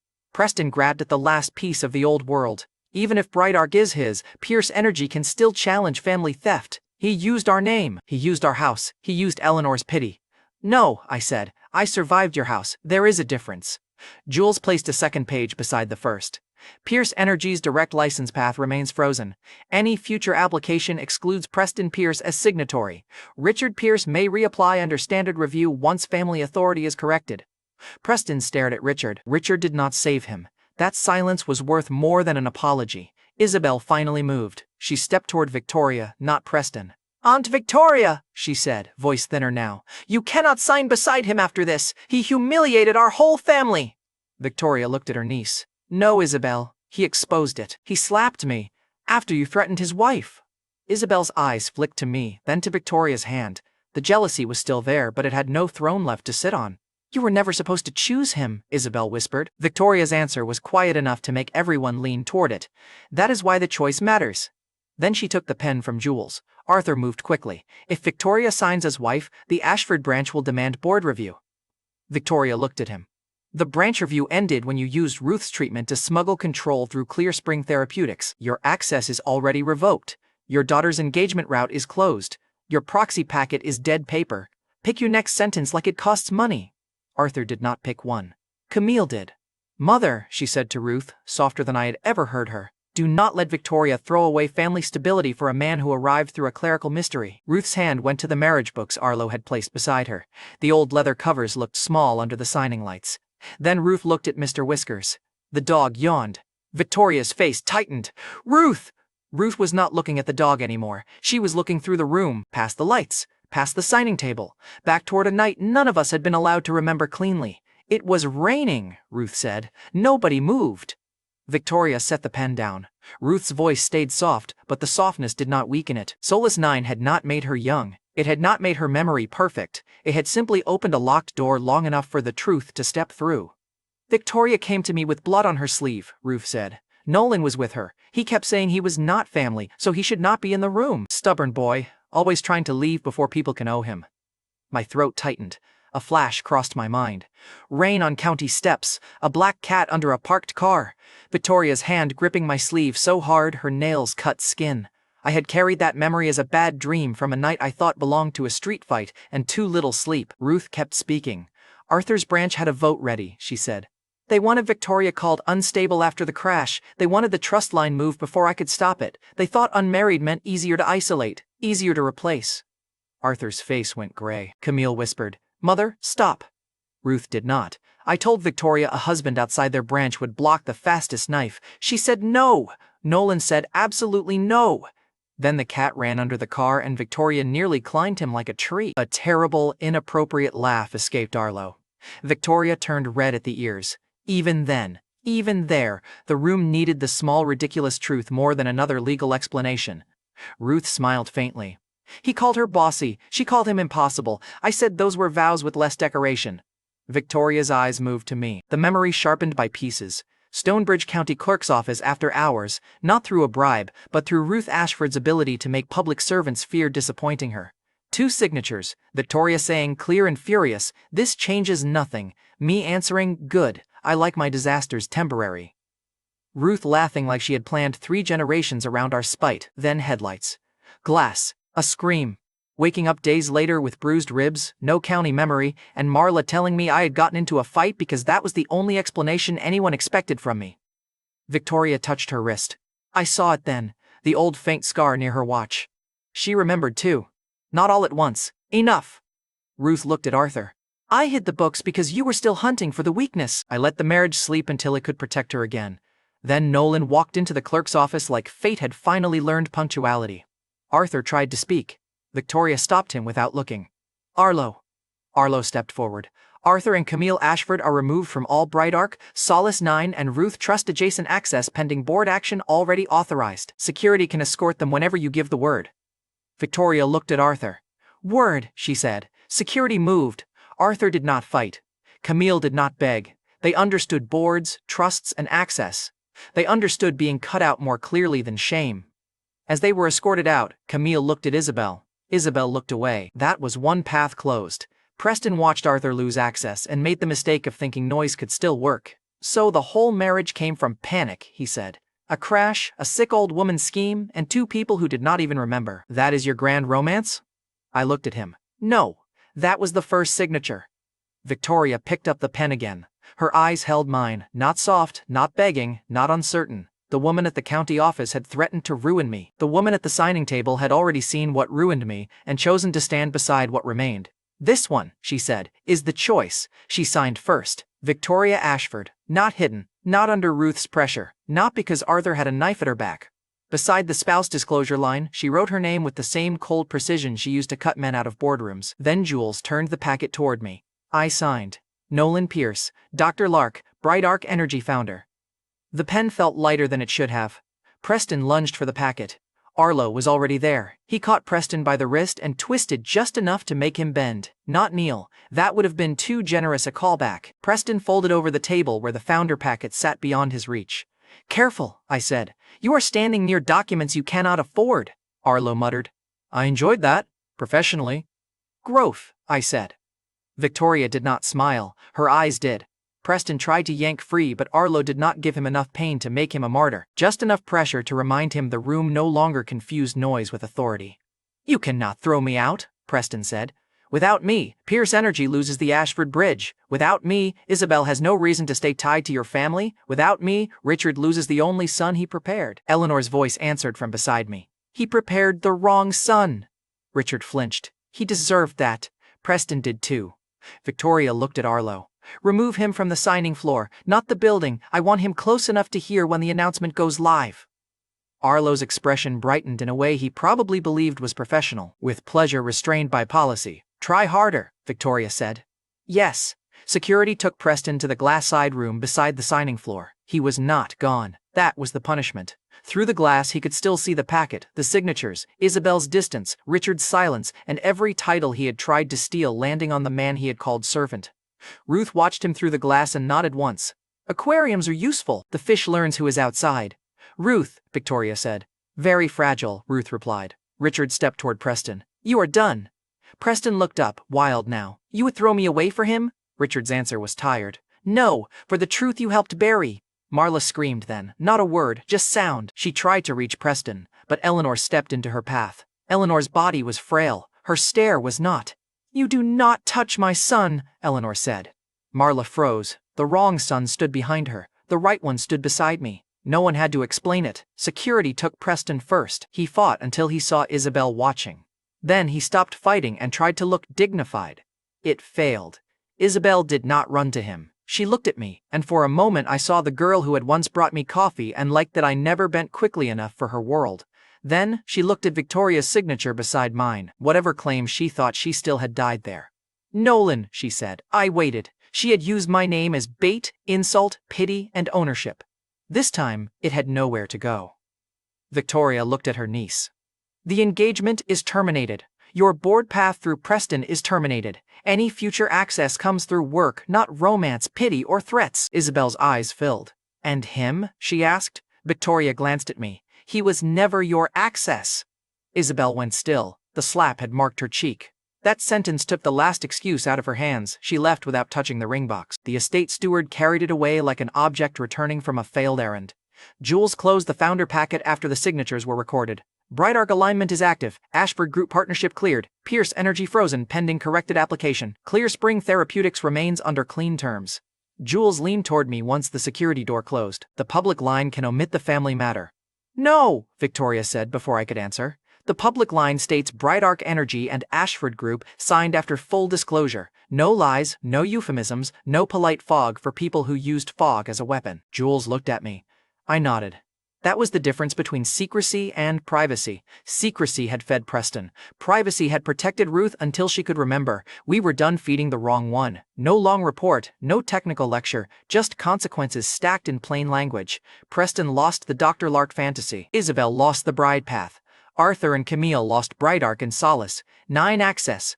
Marla lost the right to call cruelty motherhood. Richard lost the comfort of pretending silence was not a choice. Eleanor kept holding my sleeve. Ruth looked satisfied enough to outlive all of them. Then she reached into Arlo's leather case and pulled out a folder I had hoped never to see again. The divorce draft. Arlo blinked at Ruth. That was secured. Poorly, Ruth said. Victoria looked at the folder. So did I. Ruth held it out between us. This document has bad manners. I took one side. Victoria took the other. For a second, neither of us pulled. Then Victoria said, No loophole. I remembered the hospital bed. Ruth's weak finger. The lie that had become less false every time someone tried to use it against us. No loophole, I said. We tore the draft in half. Ruth clapped once. Mr. Whiskers barked because applause was apparently contagious. Arlo looked pained. I will need to update several files. You love files, I said, not emotional ones. Victoria looked at the torn paper in my hand. You can still leave if you want. She said it quietly. Only I heard the cost. That was Victoria's way. She could claim me in front of her room, cut off a branch of her family, and sign beside me under lights. But when the real choice arrived, she offered the exit cleanly.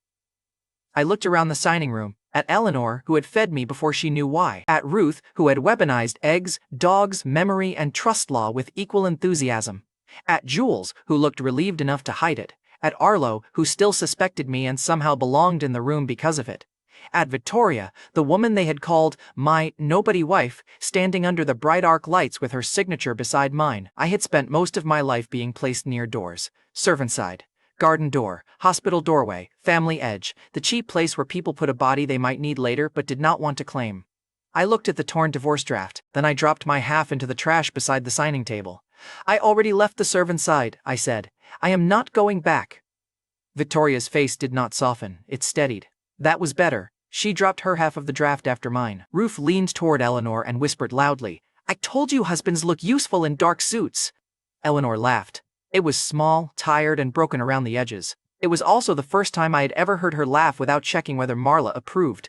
I stood at the Bright Arc signing table with Victoria Ashford beside me, Eleanor Pierce's hand on my arm, Ruth Ashford's trust seal in front of us, and Dr. Lark's name finally attached to my own where everyone could see it. The people who mocked my wife had watched her sign beside me. The people who called me a servant had watched the air seat move under their feet, and for once, no one in the room asked where I belonged. They had all just seen me choose it.